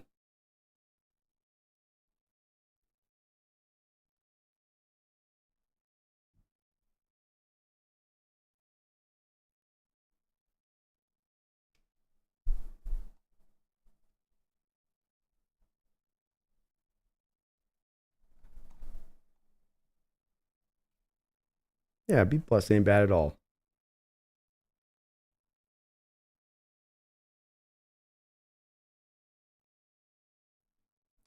Hans says the only thing is if we had our second round pick, we could have drafted Frazier or Sanistril, and it would have been an A. That's a little bit, Hans, where I come back into it. And at the top of the show, when I built into my grade for an A minus, initially I did have a B plus, like a lot of the fans did. But I think that you got to look at the 2 other parts of this draft that I'm not saying that they've got to weigh the whole rest of the draft down or be held in higher consideration than just purely the rest of the way you drafted. But I certainly think the second round pick you give up for Leonard Williams is not one that's just sort of lost to the wind. I don't think that Leonard Williams is here if you don't make that trade at the deadline to bring him here. It's part of what helped you to lock him down here long term. I think the Sam Howell moving back in the draft should be factored into this as well, as bringing him in here for the picks that you had to give up in this very draft, or moving back in this very draft to get him. And the UDFAs.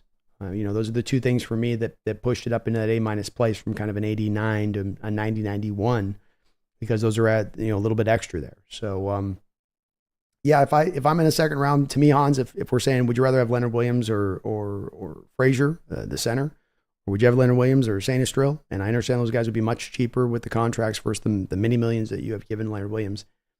As kind of I was saying at the time with the second round pick when we moved it at the trade deadline, and I still do maintain this, it is very hard to find these kind of impactful 3-tech defensive tackles. It really is. Or just good defensive tackles, period, in the NFL. Nose tackles, 3-techs, doesn't matter. Any good ones. Really hard to find the good ones. Not average, but good ones. And whether it be those 2 guys or, any even a Colt, I still go, give me Leonard Williams at that pick.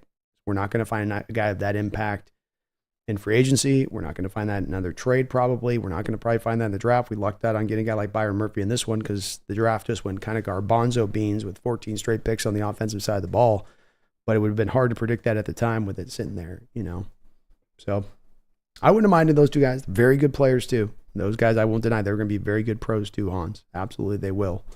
But just kind of my perspective on with that defensive tackle position to me just being so important.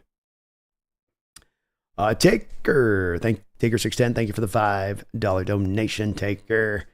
Was it the first game of the 2020 season where we played the Falcons in Atlanta and Russ had 5 touchdown passes in the game?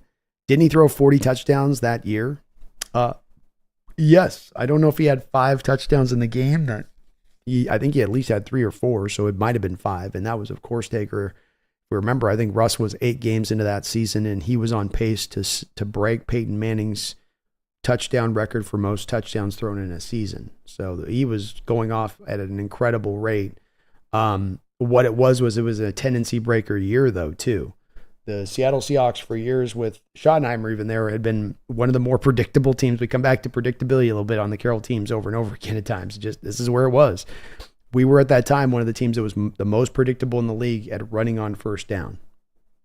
And not only that, we had been that way the prior year, but we had been that way for pretty much all the years under Coach Carroll. Like you can kind of count, you're going to get a run at a high rate against the Seattle team. You can build that in your game plan. You can build that into your defensive game planning or play calls. And so then that year, you turned everything on its face. You went from a team that was going to run 52, 53% of the time to now it's like, let's throw. And we're going to throw on first down in addition to that. And you were able through the first half of that schedule to really catch teams off guard. Back half of the schedule, everybody went into cover 2, and we didn't have an answer at that point. That shut us down. But that was one of those games where you were able to really, do some of that, taking the top off the defense in a unique way and attacking the pass in a unique way that you were gonna let roll that year. You know, it was also the strange year with COVID and all that year developed a lot of kind of funny numbers in certain places throughout the season. But 40 touchdowns. That was a hell of a year for Russ, and hell of a year when you consider he did most of that damage to the first half of it. You know, second half things were kind of went into the tank a little bit. Appreciate you, Taker. Thank you for the $5. Greg says I give it an A-. First 2 A+. There we go, Greg. That's where I landed, was an A- as well as the final grade. I feel pretty good about that grade too. I think they did a solid work. Solid work. SL says we drafted Leonard Williams in the second round. That's it. I mean, you got to factor that in a little bit to this pick. It does not just happen in this ethos of it didn't exist and we just got like a second round pick removed from us like we tampered or something. We had to give that pick to get him here. And as I said in the time, and I've been consistent of this, I said when we took Leonard Williams at the time of the second round pick, I said, folks, I know some of you are bristling about the second round pick, but part of what's going on here is you're making the second round pick, as a go forward move, but also as a way to get out ahead of free agency to where you can sell him on your organization, sell him on your franchise, and get him to buy into that so that he's more open to then signing with you once you do come to free agency.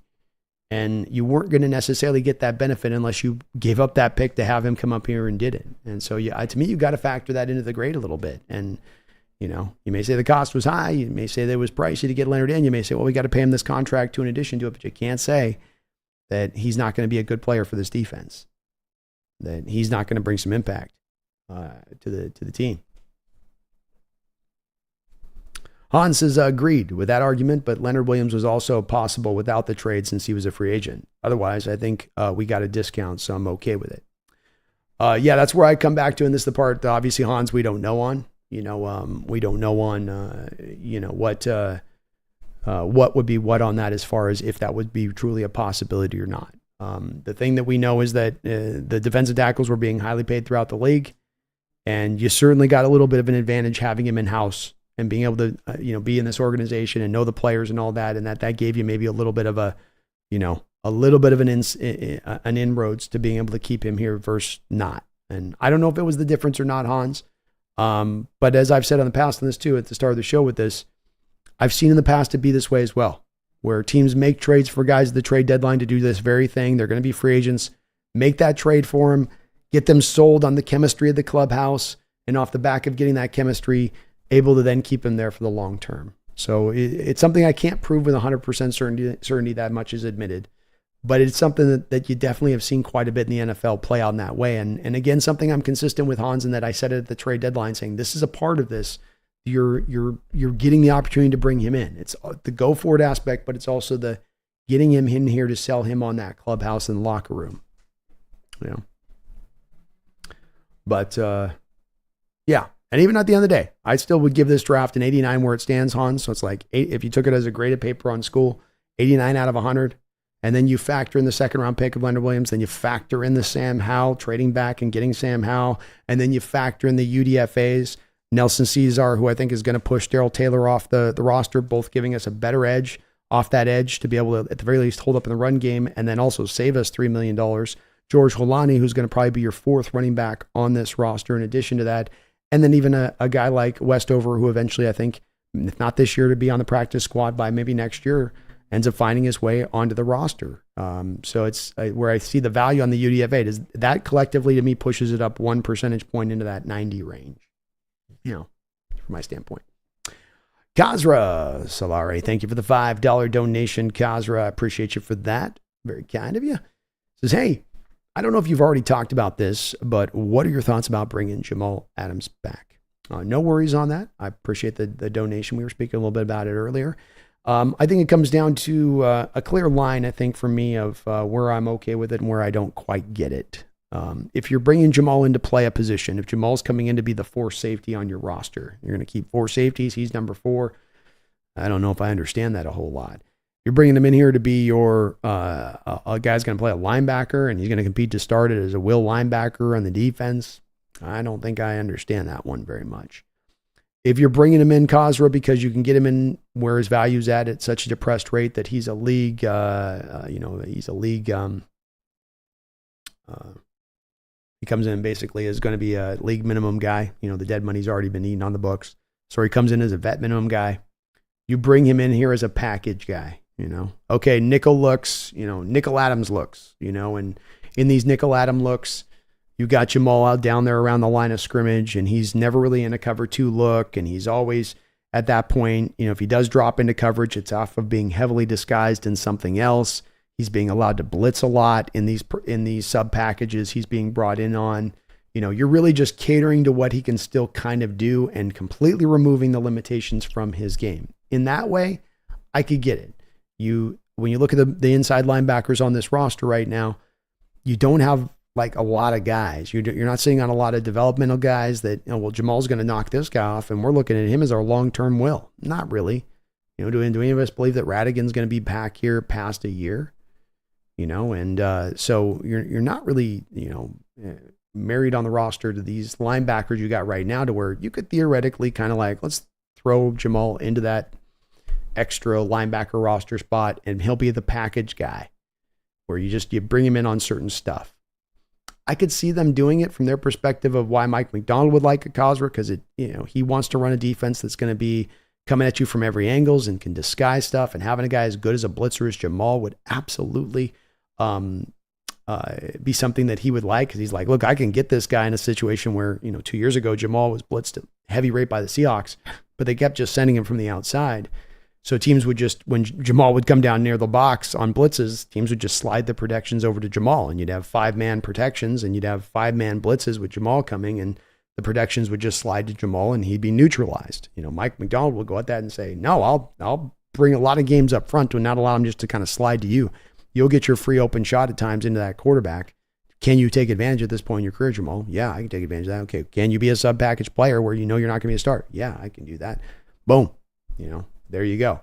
So that's really the only way I could see it going down, Kazra. But it's possible there seems to be some genuine interest between both of the parties.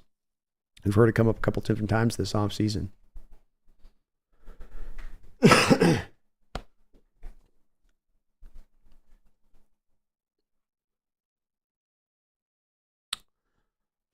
Nick says, sorry.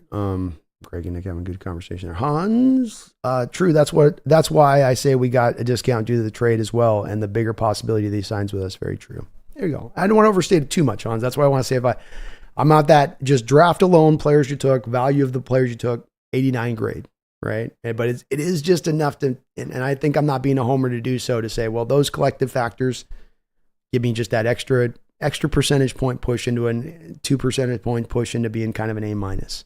Because it is something that's got to be, to me, kind of considered a little bit. Herbicide says, do we hear any news about Morris? Is he good to go? By all accounts, I haven't heard anything certain, but he had the surgery on the shoulder so early last year. The recovery time should be good to go. Good to go. Bomber says also, if Leonard Williams walked, you get a late third, not completely lost for everything. It's true. Yeah, we would have gotten a compensatory pick at that point, and John probably would have played free agency in a bit different way, King Bomber, to make sure he maximized those compensatory picks at that point, in return. Trout God says, how do you feel about the linebacker depth? Would you like to add another guy that could play in a pinch? Deion Jones, 5 years with 100 tackles, 4.4, and good in coverage, 4.4 speed and good in coverage. Yeah, he's probably more 4.5-ish at this point because he's definitely a little longer in the tooth. But you bring up a good point, Trout God, nonetheless. Whether it's Deion Jones or anybody else, getting another inside veteran linebacker in here would be a smart thing to me. 17-game season, you're going to probably have to call upon a guy. There's not Hawks may not have a lot of money to spend on this kind of thing at this point. They may just have to be set with what they got kind of right now. But as somebody was mentioning earlier, I do think that it is, you might have been the one on it. It is the thin positional group as we stand right now, being inside linebacker. It's the truth. It's the heart of the matter. Besides, it sucks that we cut Levi Bell. I thought he was going to be like the 21st century Rudy. Hey, maybe the kid could land somewhere else. It's a little bit of why I think with Uchenna Nwosu, even as good a player as he is, where I wonder how much that's going to be a fit long-term in Mike McDonald's defense. He wants big edges. He wants you 6'3", 6'4" minimum. 6'1" ain't going to work. Sub 6 foot tall is not going to work. He wants the length. He wants the size. So it's definitely tough for Levi, but makes sense when you track to what, the coach is looking for in his D. Raphael says, I hope Kayvon Wallace and Baker start on the D. They play with their hair on fire. I love that. I certainly think Baker is absolutely dead set to be a starter at this point. Raphael, no doubt about it. Kayvon Wallace, going to have a bit of a harder time because I think Julian Love and Rashawn Jenkins become your two starters pretty certainly. But Kayvon's got a certain path to getting on the field, and there have been times in the past where Mike McDonald's flirted with 3 safety looks. So you might see Kayvon and Rashawn Jenkins and Julian Love all in the field at once.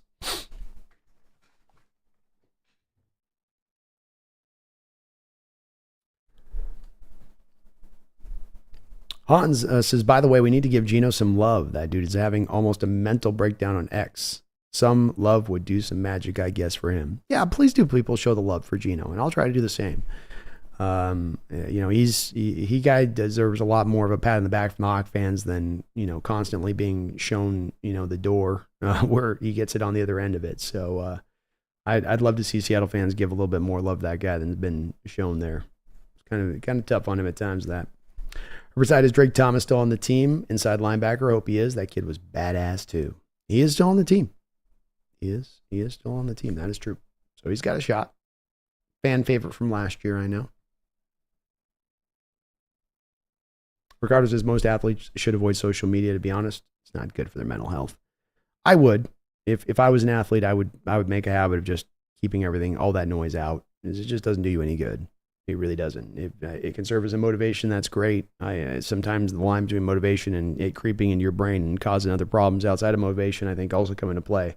It's not good for. It's not a healthy place. There's a reason I don't spend much time twittering it up, especially. Because that place can get super toxic and non-productive real fast. Brian E says, I set a reminder for this and then up and left and forgot about it. Hey, man, you still showed. I appreciate you for that. Greg says, with the Williams signing and giving up the second-round pick, he may not have came here because of the new coaching staff. Also, we saw that he's a great player. Still do it every day. There, great points there on the other side of it. I hadn't mentioned that secondary part there, Greg. Yeah, coming here gives you a chance to understand the organization, the people in the building, the way it operates, how committed they are to winning, how much they take care of the players, which by all accounts, we hear our Seattle Seahawks organization tends to be rated pretty top of the marks on those side of things. And then you mentioned another good side of this. It gave the organization a chance to also bring in a guy who has never had the opportunity to play for a winner prior to this, stuck on the Jets, stuck on the Giants, to come in and see how he would react to playing for a contender and to see how strong his fire burns, how hard he works. So yeah, it's another great point about it. It also gave the Hawks a chance to get a true look-see at a guy in a way you would not have if you're just trying to take that risk in free agency of throwing this guy $23 million a year and hoping that fire was there. Megan says, did we get any comp picks? And if so, when? Next year's draft will be when the comp picks for this year's draft will be determined, Megan. It is a little hard to predict on this because of that secret sauce that the NFL holds here where they sort of determine what's what with that. They don't tell you how they come to their determination. I believe some of it's based upon the playing time of the players that were signed away in free agency or some players you signed in free agency. You know, it all kind of like cross references with each other a little bit. But on the surface of it, it would appear to me that if we were to be just kind of in that mode of like trying to be conservative about it, we're looking at probably somewhere in the neighborhood of a 4th and 5th round compensatory pick coming back next year by the looks of it. Maybe a 3rd and a 5th, maybe, but I think probably more 4th and 5th when it's all said and done. Ooh, I'm right, King. Okay, King 4 says 4th and 5th as well. I was totally just eyeballing that, King, too. So I think we're on it. Let's go. Next March. Okay.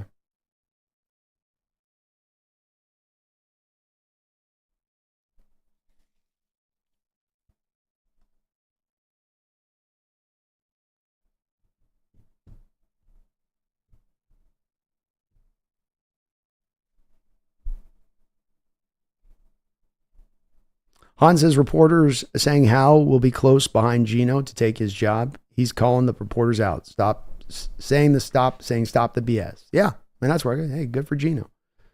Because as Gino said, the report's coming out of nowhere. It's another one of these people doing clickbait things where it's like, you know, people would maybe be how many eyeballs could I raise if I said Sam Howell's in line to be the starter and Gino's or infer something like that. Like, you create a lot of clicks. If I put together a video today, I could have a video that views 8, 9, 10,000 views within a couple of days if I put a video like that together.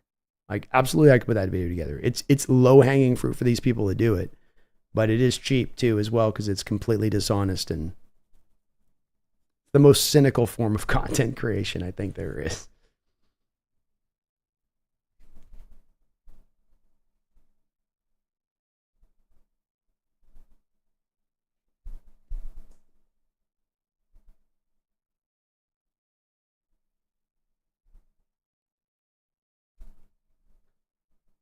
Says we got Lewis, Disley, Brooks, and someone else, I think, too. Got Parkinson on that. So you got Parkinson. There's DJ Dallas a little bit, whatever that's worth. But then we do have, I think Dodson count. I can't remember if Dodson. I think Dodson does count. I think as a free agent. Rashawn Jenkins. Wasn't Rashawn released? Maybe I want to say. But you got Hankins in there a little bit.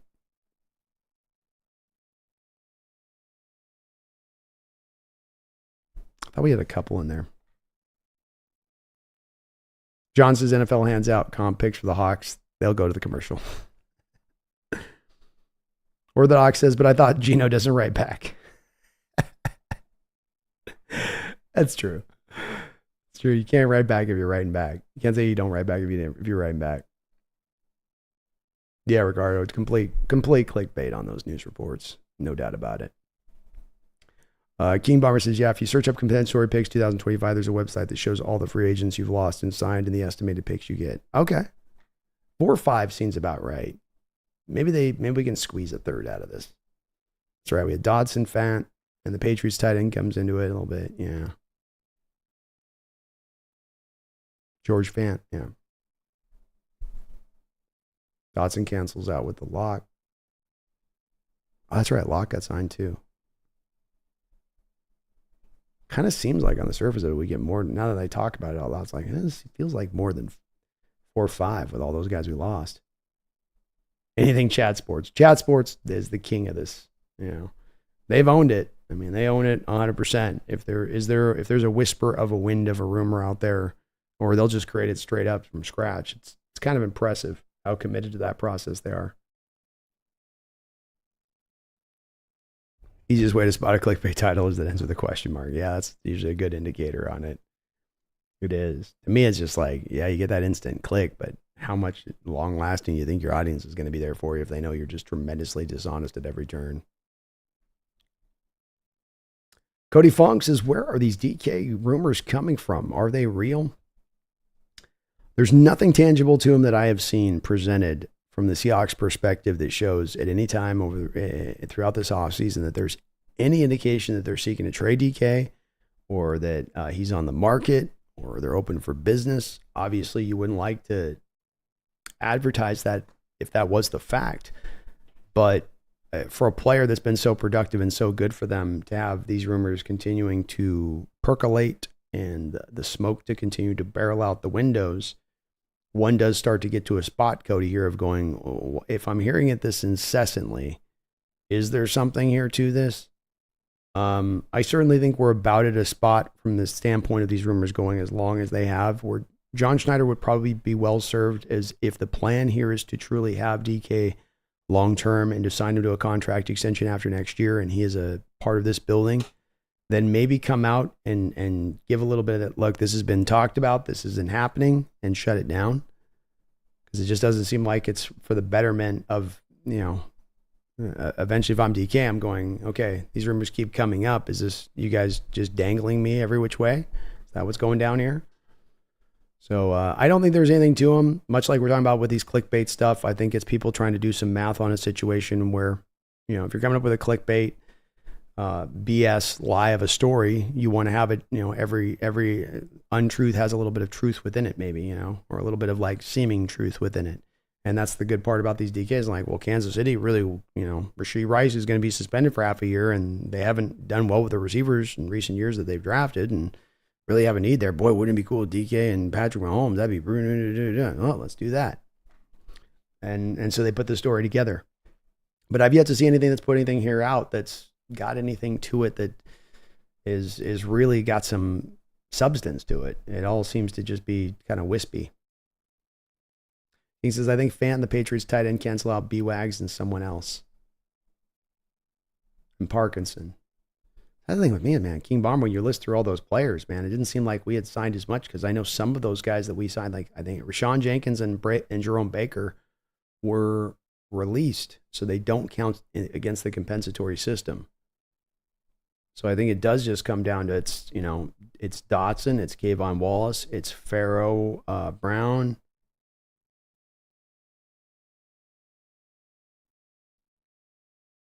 I mean, I guess, yeah, Lincoln in there. The low-end contracts you signed do factor, I guess, in a bit.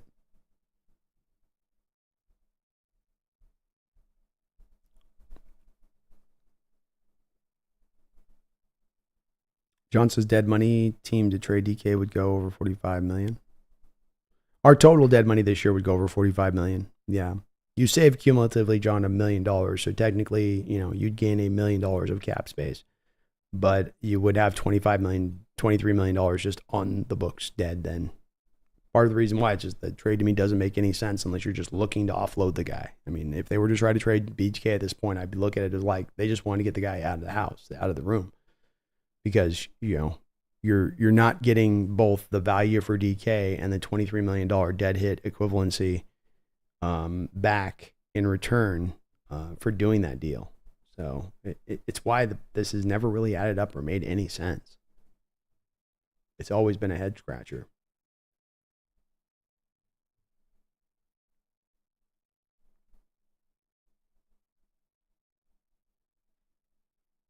Herside says, that's why I saw in some clickbait crap show, DK the Steelers reunite with Russ, yada, yada. There you go again. Like, well, Russ played with DK. Let's come up with a story like that. It's so low brain power. It's literally where you just, you the most lowest of voltage flowing to kind of come up with those, right? Herbicide, but they do it. Doesn't stop them. Holy Lord. Miss Mom Branch says, one person no one talks of is Big Olu. What do you expect from him this year? It's hard to tell as he was basically a backup last year. Yeah, I would have loved to have seen more of Olu last year, to be honest with you.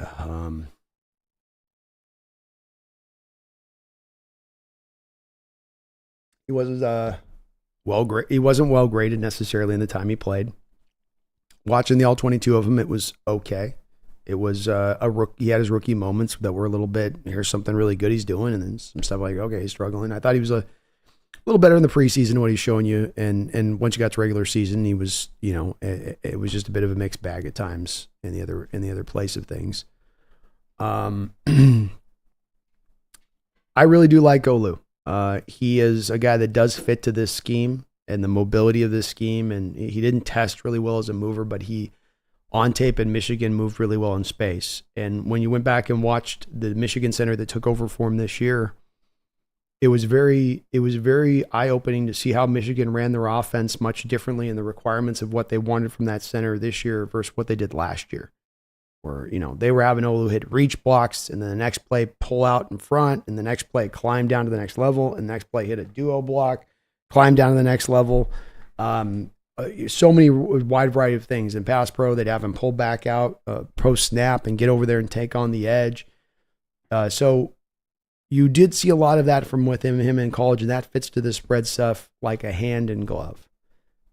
He is a pass protecting center at the forefront, works really well in the spread system. That's all great. But unfortunately, we just didn't get past a game here, some snaps here and a game there. Didn't really get as much of a long enough view to make a final determination of him.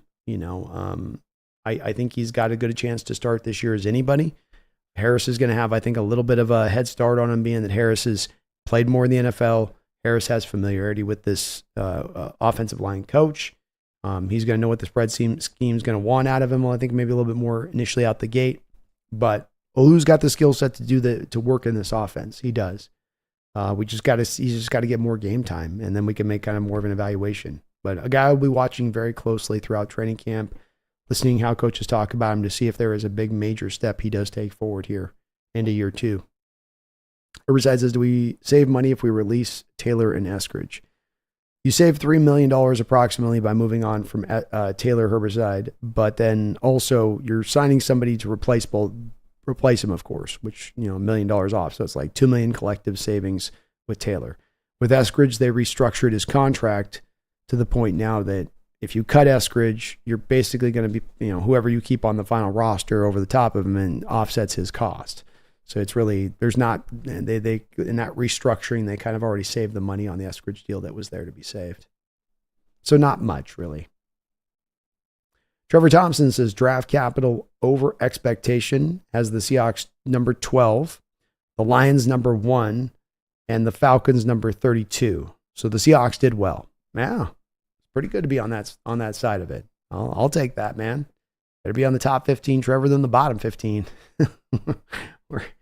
Better be a top than a bottom, So I'll take that, and that tracks. That does track. I don't know if I'd have the Lions at number 1, though. That one makes me feel a little weird about that. I guess draft capital over expectation. They liked Terry. They love the Alabama corner quite a bit, I guess.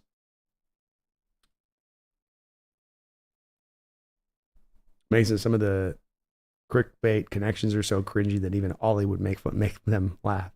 Yeah, hey, they can be fun. Grace says, oh my God, no more DK Yacht. It's like Gino all again. I know, man. I know. King says, wonder if any of the other linemen we drafted can play center. I mean, Haynes could maybe do it, but your value to him, is so much better at the guard. So, Toa, I think Toa would be more of a guard. It's possible, though. Yeah, Haynes did take snaps at center at the Senior Bowl. That's just where, he could work as a center, I'm sure, but I think he's the value, especially if he can play left guard, so much more to go over there and play there.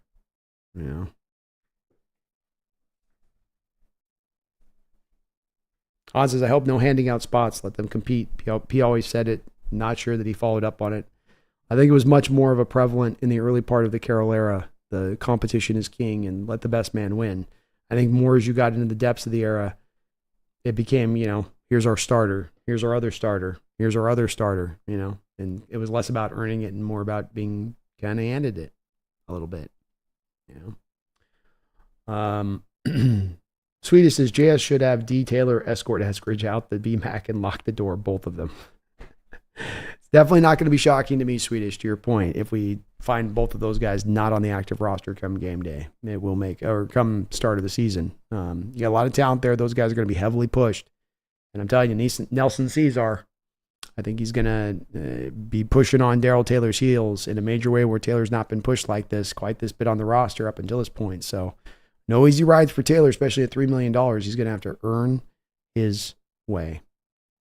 King Bomber says, what's your offensive line and defensive back depth chart right now? How many do they carry and which players? I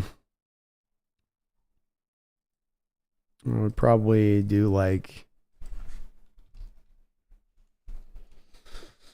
so let's see, you go Spoon, Woolen, Pritchett, James, Jackson,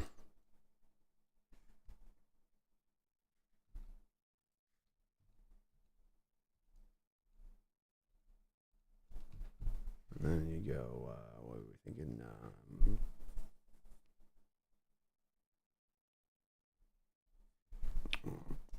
That would be,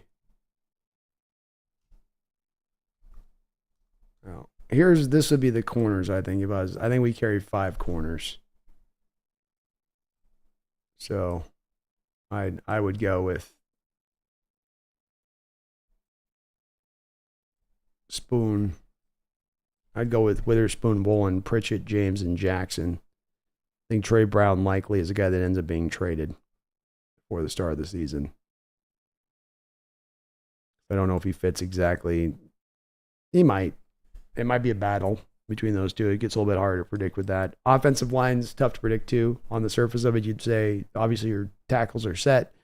George Fant, Stone Forsythe, everything seems to be good. You did draft that kid in the 7th round. If he comes in and he plays great, is there a draw to save some money on Stone Forsythe and make him your backup tackle, especially if they see some upside in that kid? Absolutely, King Bomber. Guard-wise, I would see Laken Tomlinson and Haynes as your left guard. I would see Harris and Olu as your center. I would see Bradford and Olumea as your guards. And then that's what you're carrying on the line. So I think 5 corners, and then you're gonna carry it pretty legitimately across the board on the line, I would say. Certainly there's a chance they carry 1 extra with Trey Brown there on the back end of the roster at corner position, but I think it would flex out something like that. Yeah, King, I think with Trey Brown, the lack of size first, he's 5'8", 5'9"-ish.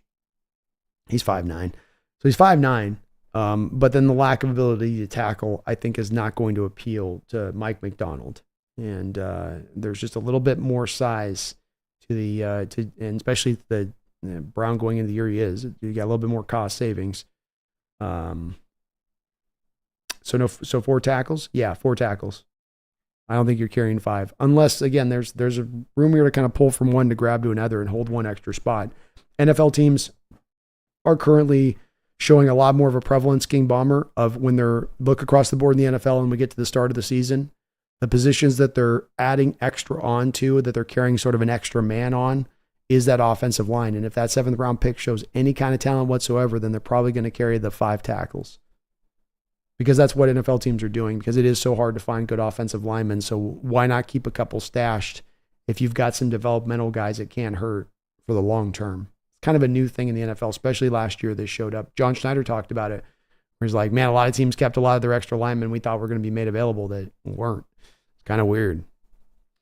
Mr. Kane, my brother from another mother, thank you for the $10 donation. You guys are very kind today as ever on the Jonos. Really appreciate you for all that.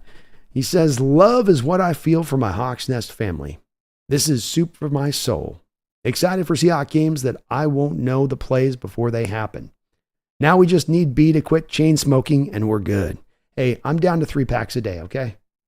I've gone down from 5 to 3. That's a big jump for me. I'm working my way down. You know what I mean? Plus, it's what gets me. It's what gives me my nice bottom end on the vocals.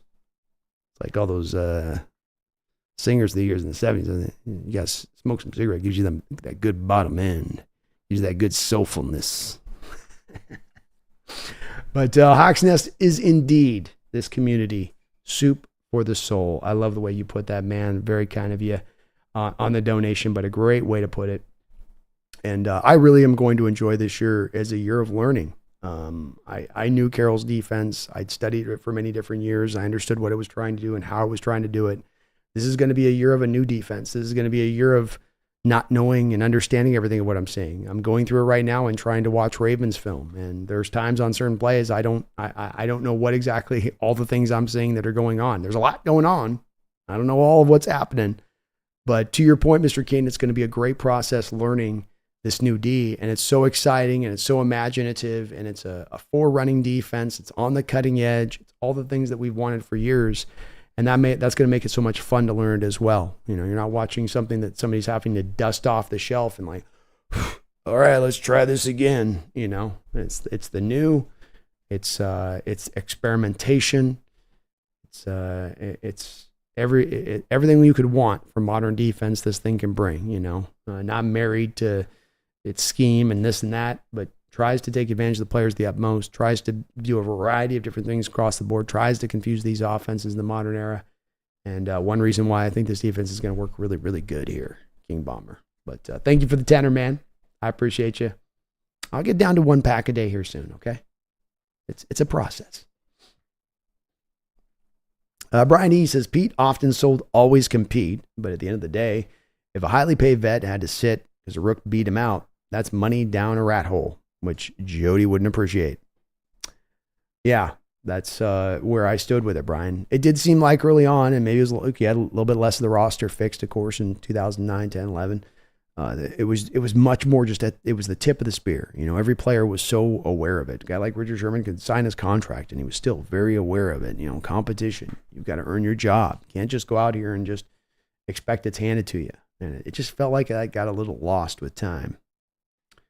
Trevor Thompson says, what is the plan to get Kenneth Walker some space in the run game? Is it the offensive line, offensive run scheme?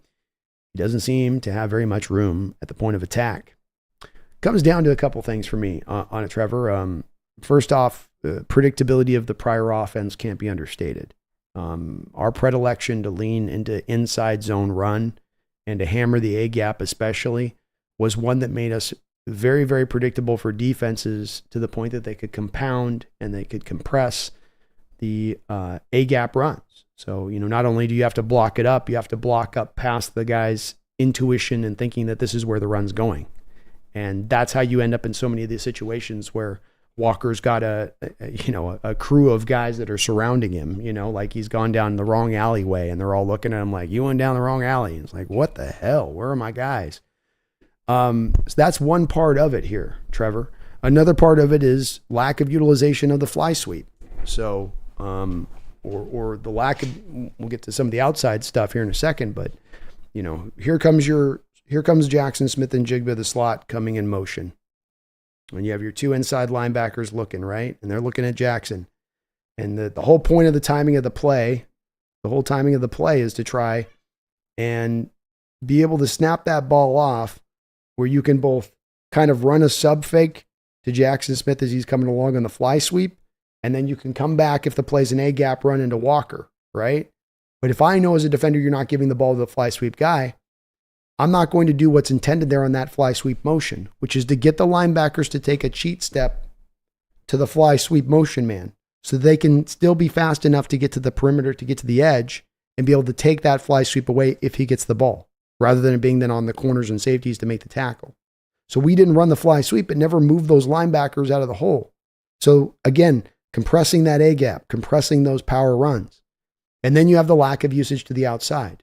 When it comes to Walker, Trevor, when you look at the runs of Walker and he's running between the tackles, all the runs in his career in 2 years between the tackles, Kenneth Walker is averaging 3.8 yards per carry. When you get Walker outside of the tackles, outside of their outside shoulders on either side, He is averaging 5.3 yards per carry per run. So some of this isn't complicated. Get that man out in space on the edges. And that's what this offense is going to be doing a lot of. Why do you think the Christian Haynes pick? This is a great zone blocker. This is a great puller in space. He's going to be able to get out there in front and lead the way here for Walker on these kind of runs that he's been most productive on. So the lack of the predictability in the game, Trevor, the lack of varying your running style and where you're looking to attack, that's all going to change. That's all going to help out Kenneth Walker a substantial bit. The other part that comes into this, though, too, Trevor, is talent on the interior of the offensive line. That same video I brought up about Walker and how good he was in the outside run, I also brought up the fact that when you look at the grades, for instance, of your offensive linemen in run blocking over the past 2 years, not one of your starters, as you started the day out of those 5 starters, ended out the season with over a 58 run blocking grade. And 65 is like about league average. When you look at, even in your own division, at both the Rams and the 49ers in the last 2 years, even the Rams in the rebuild last year, over the last 2 years, both the Niners and the Rams, all 5 of their starting offensive linemen they started the season with, all 5 of those guys ended out over 58 grades as run blockers. So then this is the other part of it too, is better run blocking. This is why you have the need for a guy like Haynes and Lamea, is there's the need there to get guys that better push guys off the line, that create wins on their reps. Too many guys that didn't create wins on their reps, Trevor, So it's all of those factors coming in that will bear out, in my opinion, a better ground game and a more productive Kenneth Walker with it.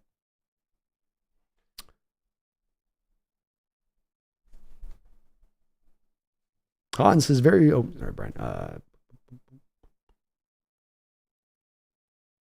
Safeties are Love, Jenkins, Wallace, and Bryant. Yeah, I see that, King. That'd be the safety room too. Reed probably starts, on the IR.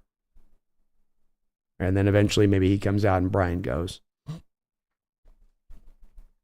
Holy stand grenade. The rest of the NFL is going to look at Seattle's cornerbacks like that Dave Chappelle crack meme. Got some more of them cornerbacks. Mega Gak Roger, thank you for the $2 donation. She says, you promised me some Gozelle, B. I did promise you some Gozelle. I'm going to give it a try. Voice is just coming back now, Megan, so he's just barely breaking back the hold. The audacious perspective of Seahawk fans coming into this draft, built on the insatiable desire wrought from 2 straight years of drafts of magnificent proportion, came into this draft with similar expectations. Well, with clouds in the sky, heads in the sky, and like children dreaming on Christmas Eve, they were again expecting similar results, but this year it was not to reach those tremendous heights. Instead, they were drawn to understand today now that it is but a good draft, not a great draft. And tomorrow, they will understand that that does not matter. I'm not doing a good Cassell. This is how it gets out. It's still not there, Megan. We're going to have to do the next one, maybe, I think. But ours just got a final point, and that's the point. You did not need to go swing for the fences, Seattle fans. Instead, a mere good draft will take you to the promised land. For that genius of a general manager, that maverick of the draft day trades, John Schneider, already had done the heavy lifting the prior 2 years. Now it's all downhill as Mike McDonald institutes a defense stocked more fully than a Kentucky Derby. Thank you, Megan. It'll be good by the next one, I promise. The voice is almost there. Howard is struggling. Too many cigars over the last few days. King Bombers is also, if they really like the Jarrell guys, there's a chance they cut Tomlinson, and you carry 3 rookie guards. I don't really see that. That kid's more of a tackle to me, King Bomber.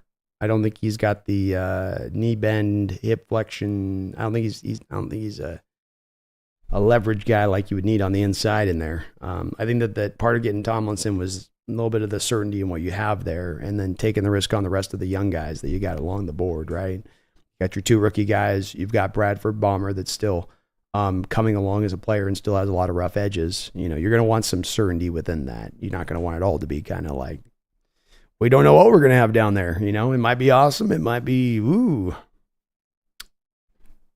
ADL says, don't listen to him. Smoking's good for you. Miracle Cam Brandon, I know it's too early for this, but what's your take on us adding another DLM next year? Mason Graham, Michael Williams, DeAndre, DLM, defensive lineman M. You'll have to elaborate on what you mean by the M part. I haven't looked at any of those guys, so I'm definitely going to take probably about a week, 2 weeks, just with draft finished up to go. Okay, and then I'll be definitely diving into some of the stuff before even training camp on some of the guys to start to look at in the next year's draft. There's a room to take a nose tackle in next year's draft, Mickle Cam. I'm anticipating that Draymond Jones is probably here for one more year, and then you're moving off him. But then that's you with Williams.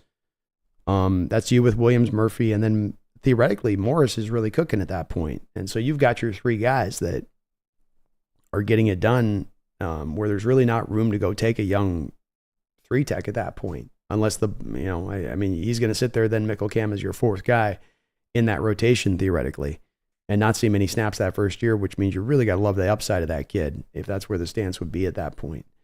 It's possible, but I think that they would probably lean more nose tackle than anything else, or not at all on that one. Hans, if I see run, pass, 3 and out, and pass, run, first down, and run, pass, punt, I'm tapping out and going to watch something else than the game. It's fair enough. Fortune says, how are so many people predicting this team will be in last place in the NFC West? I don't think that they're doing it on a pure hater side of things here, Fortune. I think that this is just more fitting to what is historical norms when it comes to a new coach taking over for a long-time coach like this. Jimmy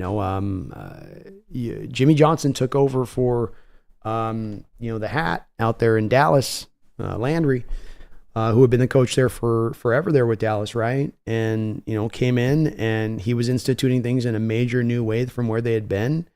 And that they didn't come back that first year, and they were great that first year, but within a couple of years they had a dynasty run. So, when you look historically speaking across the board on teams that lose a legendary coach like this, or they're changing their team so thoroughly across the board like we are, there's a thinking in the NFL that there's a bit of time that has to be built into play for you to be able to onboard that. And maybe I'm guessing out of pocket here where they're really looking and saying, no, they don't have the talent. I think from a pure talent standpoint, I think teams would look at Seattle and say, hey, that's a team that absolutely has enough there to go out there and compete. No doubt about that. It's young. And it will be one of the younger teams in the NFL, but it has the talent.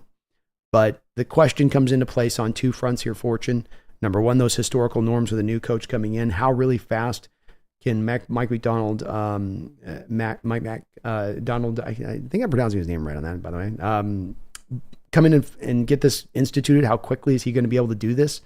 He came into the Baltimore Ravens there, Fortune, with the Ravens defense that wasn't necessarily bad, but it was lagging. The previous year had been bad. And that was a Ravens defense that had a lot of the same stuff, even down to the same way that they referenced things within that defense that was similar from going from Martindale to going to McDonald, but it still took him 10 games to get that defense to understand how he was wanting to run with it before they were able to roll. And that was sort of going from one that was kind of similar to another that was kind of similar. This is going from dissimilar. This is going from, just similar to something else. It seems like I can understand where they're at with that. And especially with as young as this roster is. And then also, Fortune, how tough this division is. It's been one of the toughest divisions in football for almost a 10-year period here. And it doesn't seem like it's going anywhere next year either on that. So I think that there's a wide spectrum in Seattle's possibility and what they could be next year, from 6 to 7 wins all the way up to 11, 12 wins if things click in very quickly. And it's unusual that they're that kind of wide as a disparity this year as a possibility, but I do think that possibility really exists on both ends of the scale there.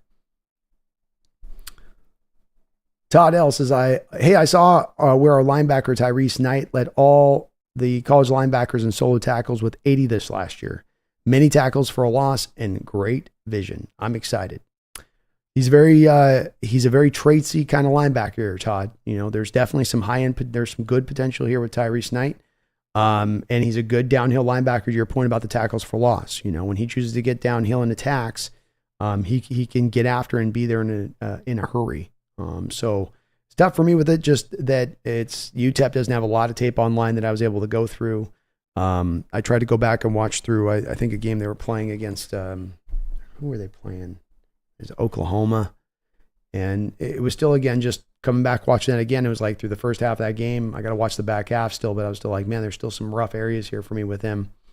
He's got to play at 10:35 in the third quarter there in that game where it's right on the goal line. It's a 2-yard play.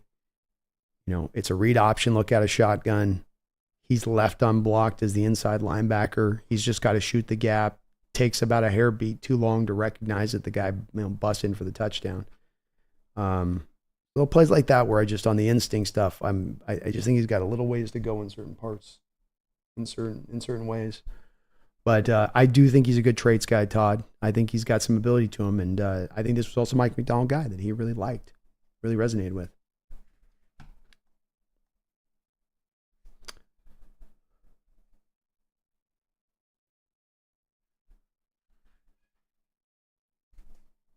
Fortune, thank you, Brandon. Such a better response. My pleasure, Fortune. Great question, man. Great question.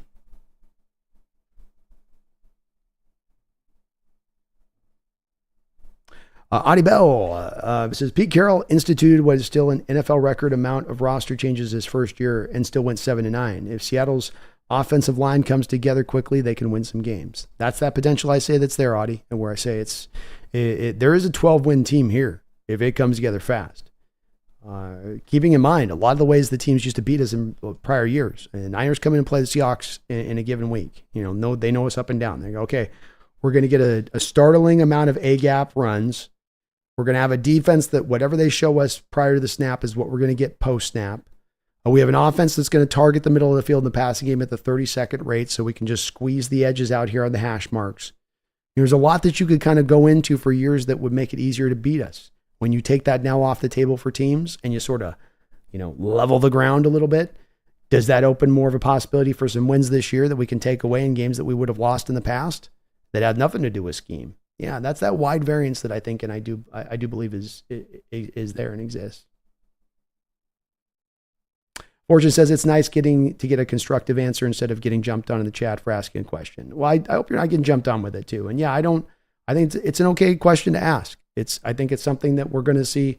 Here's the thing about it too, Fortune, is I think that this is something we're going to see as we go into the season. You're going to see publications and people that predict Seahawks record putting us there. There's going to be people that are going to love the Cardinals draft and get all just blurry-eyed about the fact that, yeah, they're ready to be the second or third team in this division.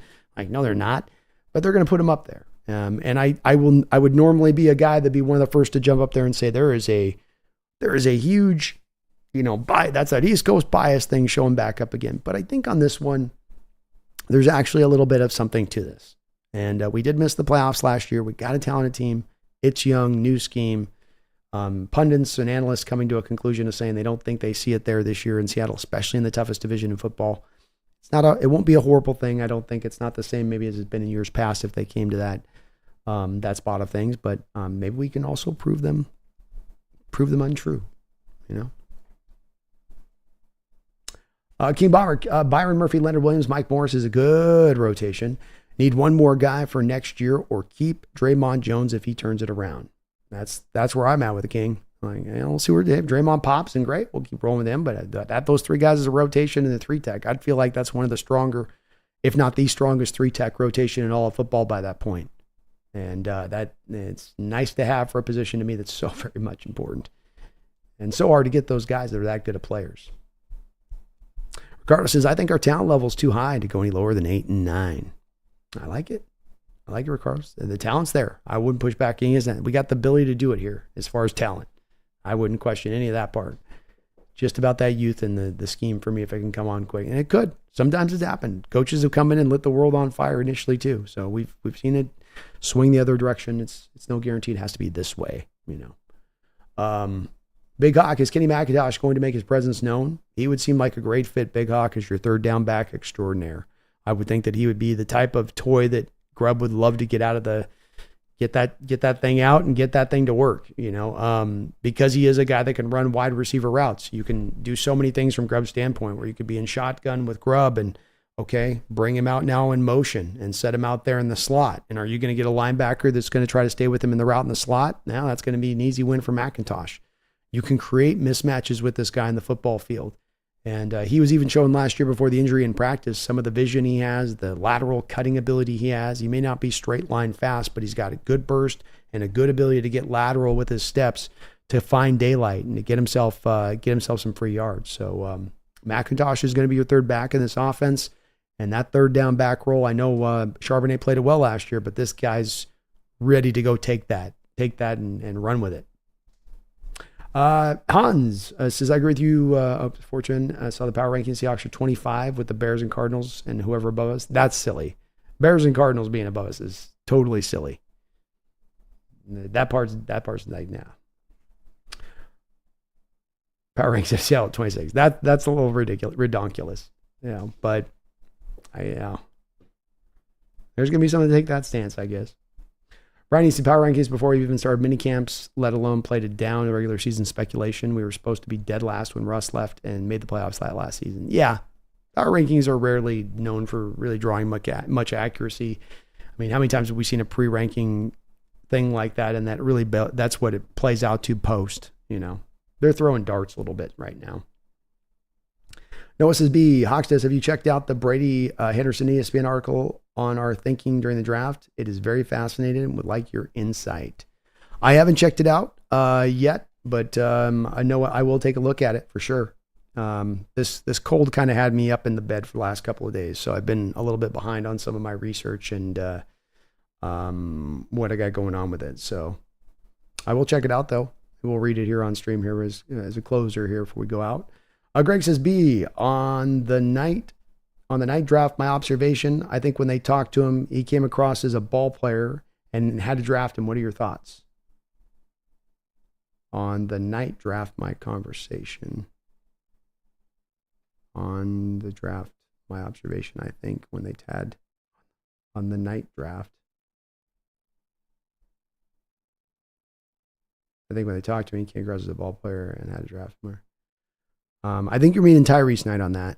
And yeah, I think there's something that McDonald saw, I think, this is kind of that way with all these guys that are kind of looked at as being gurus of a positional group, with McDonald kind of with that sort of guru linebacker thing going with him. That he saw what he needed to see from a base skill set stuff that he can't train or teach in the defense, and the things that maybe he wasn't able to see in Knight, he feels like with confidence he can build up on him. I think I get where he's coming from on that. That makes sense. I do. I'm okay. Let me see if I can find the Brady Henderson article here real quick.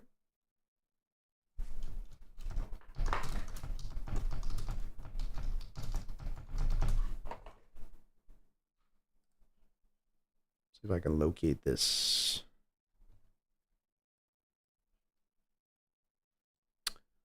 All right. Brady Henderson wrote the following.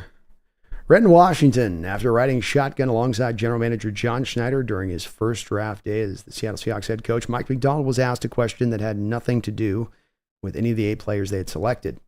Before the start of the team's offseason program in early April, McDonald had removed blown-up pictures of some signature moments and legendary players from early in the I'm going to go through this, blah, blah, blah. I don't care about that. The Seahawks haven't had a top 10 scoring defense since 2016 and have mostly been the ones getting smashed up front since then, which is easily the biggest reason why they replaced Carroll with a defensive whiz in McDonald. And while they may never again replicate the historic dominance of their Legion of Boom days, they took a step towards returning to that style of football by using the number 16 overall pick on Byron Murphy, whom they viewed as the best defender in this year's draft. The story of how the defensive tackle out of Texas became the first selection of the McDonald era includes a fortunate break thanks to a record run of offensive players who went off the board ahead of Seattle, and Schneider's decision to turn down 4 trade offers. Good ones, too, he said, so he could stay put and take Murphy. As badly as the Seahawks needed another defensive difference maker, they weren't necessarily intent on addressing that side of the ball with their first pick going in it. Their other top target, according to sources inside the draft room, was Alabama offensive tackle J.C. Latham, who would have slid inside to guard to fill what was arguably the team's top need. For much of the pre-draft process, the Seahawks didn't think Murphy would be available to them at 16, and with no second-round pick, they didn't have the draft capital to trade up and get him. Schneider said after the draft, the Seahawks had correctly predicted that 6 quarterbacks would be taken ahead of him. Anticipating that early run on quarterbacks was among the reasons they bolstered that spot in March by trading for 23-year-old Sam Howell. But Schneider said it wasn't until he wrapped up his phone calls with NFL executives a couple of hours before the start of the draft that he thought enough offensive players could be taken ahead of the Seahawks to give them a shot at Murphy. The first round began with 14 such selections, including Latham going number 7 overall to the Tennessee Titans. In the meantime, Seahawks were discussing trade back scenarios with Pittsburgh at 20, Eagles at 22nd, Vikings at 23rd, and the Packers at 25, and the Falcons at 43, according to sources. While the Seahawks did not try to trade up with Atlanta to take quarterback Michael Penix at number 8, they did field a later trade offer from the Falcons, who were looking to get back into the first round after taking Penix. The Packers bowed out as Seattle's pick approached, which is why Schneider only referred to having 4 opportunities to trade back. The 9th overall pick was a potential turning point for Seattle. According to sources, the Seahawks pre-draft intel had them left certain that if Washington receiver Roma Odunze was off the board, then the Chicago Bears would take Murphy at that spot. But with Odunze still there, Chicago continued the run on offensive players. That lasted until pick 15, where the Colts selected UCLA edge rusher Laiatu Latu, who would not have been here's an important point. That lasted until pick number 15, where the Indianapolis Colts selected UCLA edge rusher Laiatu Latu, who would not have been a consideration for Seattle because of his past neck injury. Neither was Washington offensive lineman Troy Fautanu because of knee concerns. Though medical issues aside, the Seahawks preferred Murphy anyway over the player most commonly mocked to them at 16. And Murphy had surprisingly fallen to them. So then the decision had arrived. Either draft Murphy or trade out of the spot. Schneider's long history of trading back and the absence of a second-round pick made another move down the draft board seem like a strong possibility, if not a likelihood. And while Schneider gave it serious thought, a source said his decision to stay put was influenced by a belief the Seahawks didn't need the extra draft capital as much as they might if they were in more of a rebuild. I'd be lying to you if I said we didn't think about it, Schneider said of trading back, but the player, he was just too good. He influences the game like a lot. In his first season as a college starter in 2023, the 21-year-old Murphy recorded 5 sacks, 8.5 tackles for a loss. He led FBS in pressure rate at 12.7% among interior defensive tackles. His highlight reel is full of standout plays against the run, a needed skill for a defense that has allowed the most rushing yards, 4,906, of any NFL team over the past 2 seasons. So he says Schneider likened Murphy's compact frame to that of Donald at 6'1", 297. Another comparison down inside for the Seahawks scouting department is 2-time Pro Bowler Grady Jarrett. He's got the ability to jump off the ball and get up the field. Schneider said of Murphy, he can play edges, he can play square, he can rush the passer inside, he gets up and down the line of scrimmage. More kind of quotes on them here a little bit, which are things we kind of already knew. So, yeah, I think that's an interesting article. Some good, definitely good insights in there, Noah. The fact that they had the 4 offers to trade back tells you, I think, that again, that how valuable Murphy was there. I think certainly the Vikings moving up would have been more. Vikings and Falcons moving up would have been more probably verse, or not verse, but Dallas Turner. But still interesting that he didn't trade back. You know, he wanted to do it. The fact that they had Murphy with the highest grade there, even regardless of Fautanu, that Fatano's knee injury did end up factoring in the Latu thing going on with his neck. They've been down that road before. They're not going to try to go down that again. Understandable there on both those 2 fronts. So the article makes sense. and does completely track. John not feeling like they need more picks, certainly indicated they don't think they're as in deep into a rebuild here, and that they're a little bit more further along the process. It makes sense. And it comes down to, again, the fact that Noah, it's a thing that swayed me a big part in this process being John's love of Byron Murphy is not just simply, well, I like this prospect, we want to take him here. This is a guy that they really have resonated with in a way that stands out to me. And turning down those picks, not moving back, that's the recognition of this player and how good he was. And I'm going to trust in some of that because John doesn't tend to get here as fervently on certain players in that way like that. So cool article though. Thank you for the reference on that, Noah. Brian says, I'm okay with low expectations though. Bring it on. We got nothing to lose. That's where I'm at, man. That's how I just want to enjoy this season. I'm not going to be on it with expectations with or anything else because it's not the right place to be in. But if we get there, I'm going to love it. I'm going to celebrate it. Roxanne says, after all the replies or answers were getting quite far from jumping on helmets are all needed sometimes as well. Nobody, yeah, I totally get Roxanne. It's all good. I get it. We good. No worry. No worries over here. No worries over here. Raphael, the Rams were absolutely targeting Murphy. That was going to be their pick if they moved up. You can see that a little bit, Raphael, with the reach of Braden Fisk in the second round too. They knew that this was a big hole in their defense. They needed to get filled at least somewhat. It ain't going to fill the Aaron Donald hole, but maybe we can keep some of the water back. Rockman Jones, I watched the Murphy press conference, Nice. I got to go check that out myself. See what's up with that.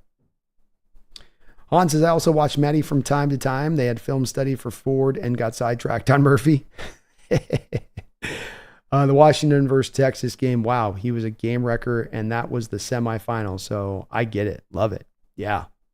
Did a great job. That was an eye-opening performance on his part. Certainly going to be something I'm going to try to feature on when I do my eventual Murphy video here for the channel. He is a game wrecker. He is a guy that can mess plays up. A lot of potential there. Some of this gets held up on, what's the comp? Is it Donald? Is it Grady? Is it this? Is that? He's just going to be a good damn football player. That's the bottom line of it. You know what I mean? A good damn football player. Oh, Noah Lansing, thank you too for the $2 donation, man.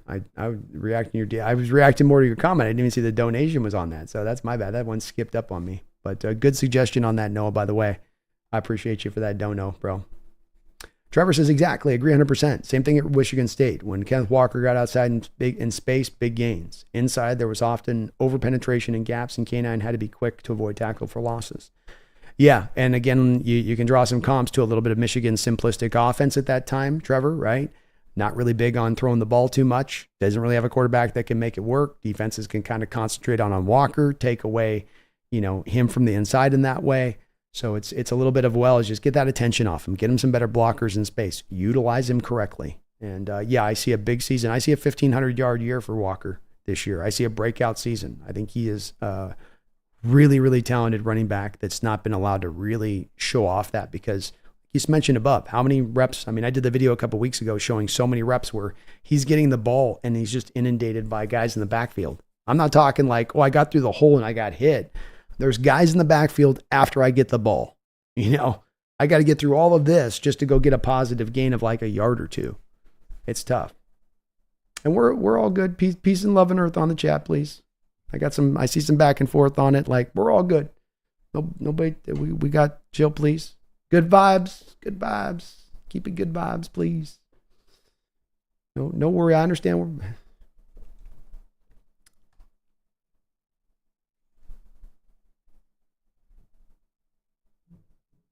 Rockman says, speaking of helmets, they need to keep the silver helmets. Amen. All right, we need to keep the throwbacks. That's what we need to keep. That's what we need to keep.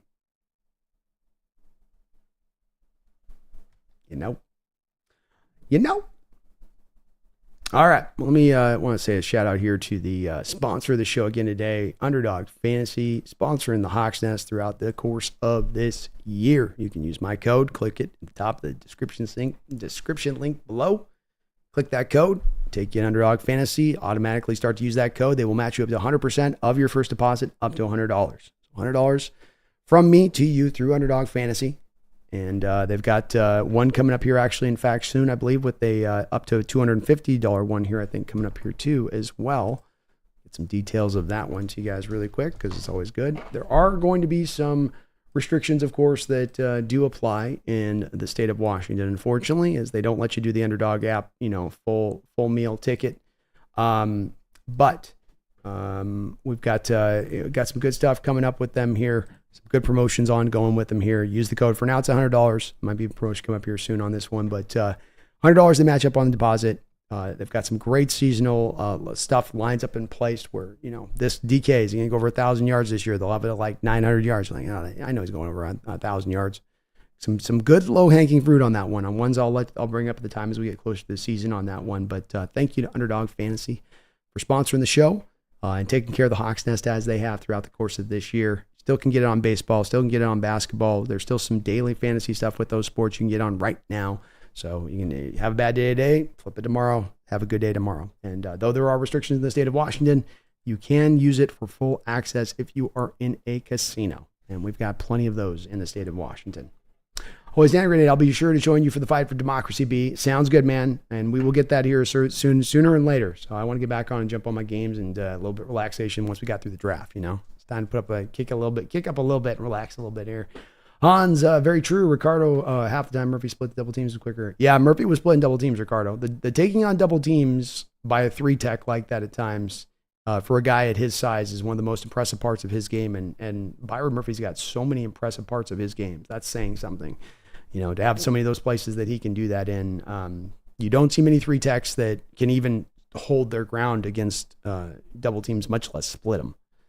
Speaks to how much of a disruptor he is and how much of a problem he is to try to block up front. He's just a problem up there. Folks, do me a favor today. Please do hit that like button if you could for me. I would really, really, really appreciate it. It helps this channel out. It helps me grow. Other thing is just a note to all of you guys. If you guys look out there, the Hawks Nest Clips channel is live, has been live. We're almost up to about 1,000 subscribers. Even from this very stream, I'm going to be uploading more and more clips over to the Clipside channel. So this has been a highly requested aspect of the channel. I'm going to really try to get about a clip a day if I can over there up and going. So if you're looking for some more content or you're looking for an easier place to kind of get the little bits and bites and pieces and stuff like that, that's going to be a good spot to go over there and check out as I'm going to try to go into the season and really lean on that part of the channel of things. Because again, I know it's something that's been highly requested. Not everybody's got the 4, 5, 6, 7, 8 hours to always listen to everything through to get to the place of an item they want to hear about or discuss or hear discussed. Thank you to everybody for all the donations that Chad, Noah, Megan, Mr. Kane, Roxanne, Kasra, Taker 610, Nick. You are awesome. William Leonard, Michael Hyde, Kevin Mullen, all of you. I really do appreciate it as not only in this stream, but throughout the 3 days of the draft, you guys were tremendously giving in that part. Thank you for that. You guys do allow me to do this full time. It gets me here, members of the channel as well. You guys are what lets me be able to do this as a 12 o'clock show in the middle of the week. So I appreciate it. I thank you guys for that. And let me make sure I got no last couple questions here. CJ just got off work. What's up, my guy? CJ, you caught me just at the end. Sorry, man. You caught me just wrap up. We're doing kind of a weird midday stream today because I didn't have a chance to really do the Wednesday stream like I normally would like to. But we will be getting more streams going as we get close to the year, by the way. So I know another thing I promised a lot of, you'll be getting more of kind of day streams and streams like this as we get a little bit closer on into the season. So expect that as well. Expect both. A bit of both. Megan says, Murphy surprised me for that pick, but I want to see more of him. And the more I want to buy Mike and John a beer or two. Let's go. Oh, yeah. L to the yes. Pre-game stream? Yeah, we got to get a pre-game stream going at some point too, huh? That's another good item that I might try to work on this year. I'm going to try to really get everything in this next couple of months, especially planned up in advance for the season to get everything kind of loaded properly for you guys so that we can just really get cooking during this year in a way I've kind of wanted to do in the past, but not quite, I think, knocked it in the way I've wanted to. Carter says, I'm sure Grubb was on board with the Murphy pick. Must have been difficult to scheme projections against that line. Yeah, I'm sure they looked over at Grubb. They're like, all right, what do you think? Didn't we have one of us play him last year? Hey, Grubb, what'd you think of Murphy? And they look over at Grubb and he just has the 1,000-yard stare. He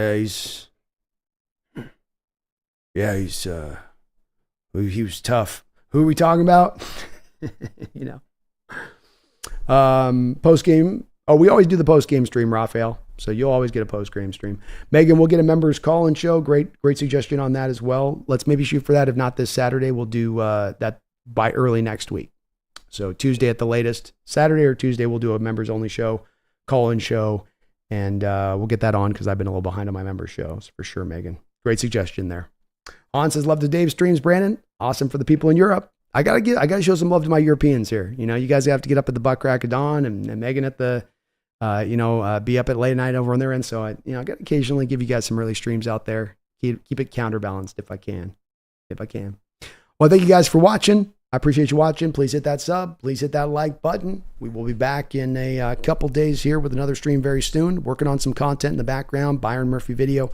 I've got an interesting Mike McDonald video in regards to a direction he's going to take from a strategical standpoint on the defense this year.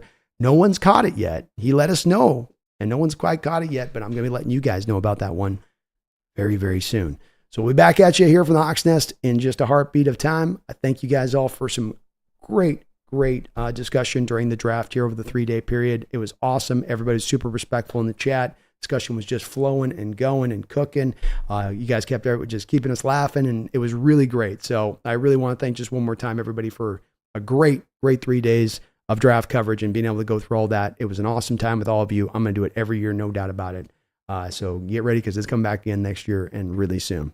Seahawks had a hell of a draft. Ended up being an A- grade when I took everything together, not just the players you took, the draft picks for the players that you traded for, Sam Howell, Williams, the UDFAs you got, where we might have 3 guys that we come to find a year from now are still on this roster as UDFAs from the haul you got. And that's just at the front of the UDFA haul. That's not even throughout the whole depth of what you brought in on top of it. So had to bump it up to an A- grade from my standpoint. Call me a homer if you will, but I can explain my logic and reason behind it, and I will stand by it.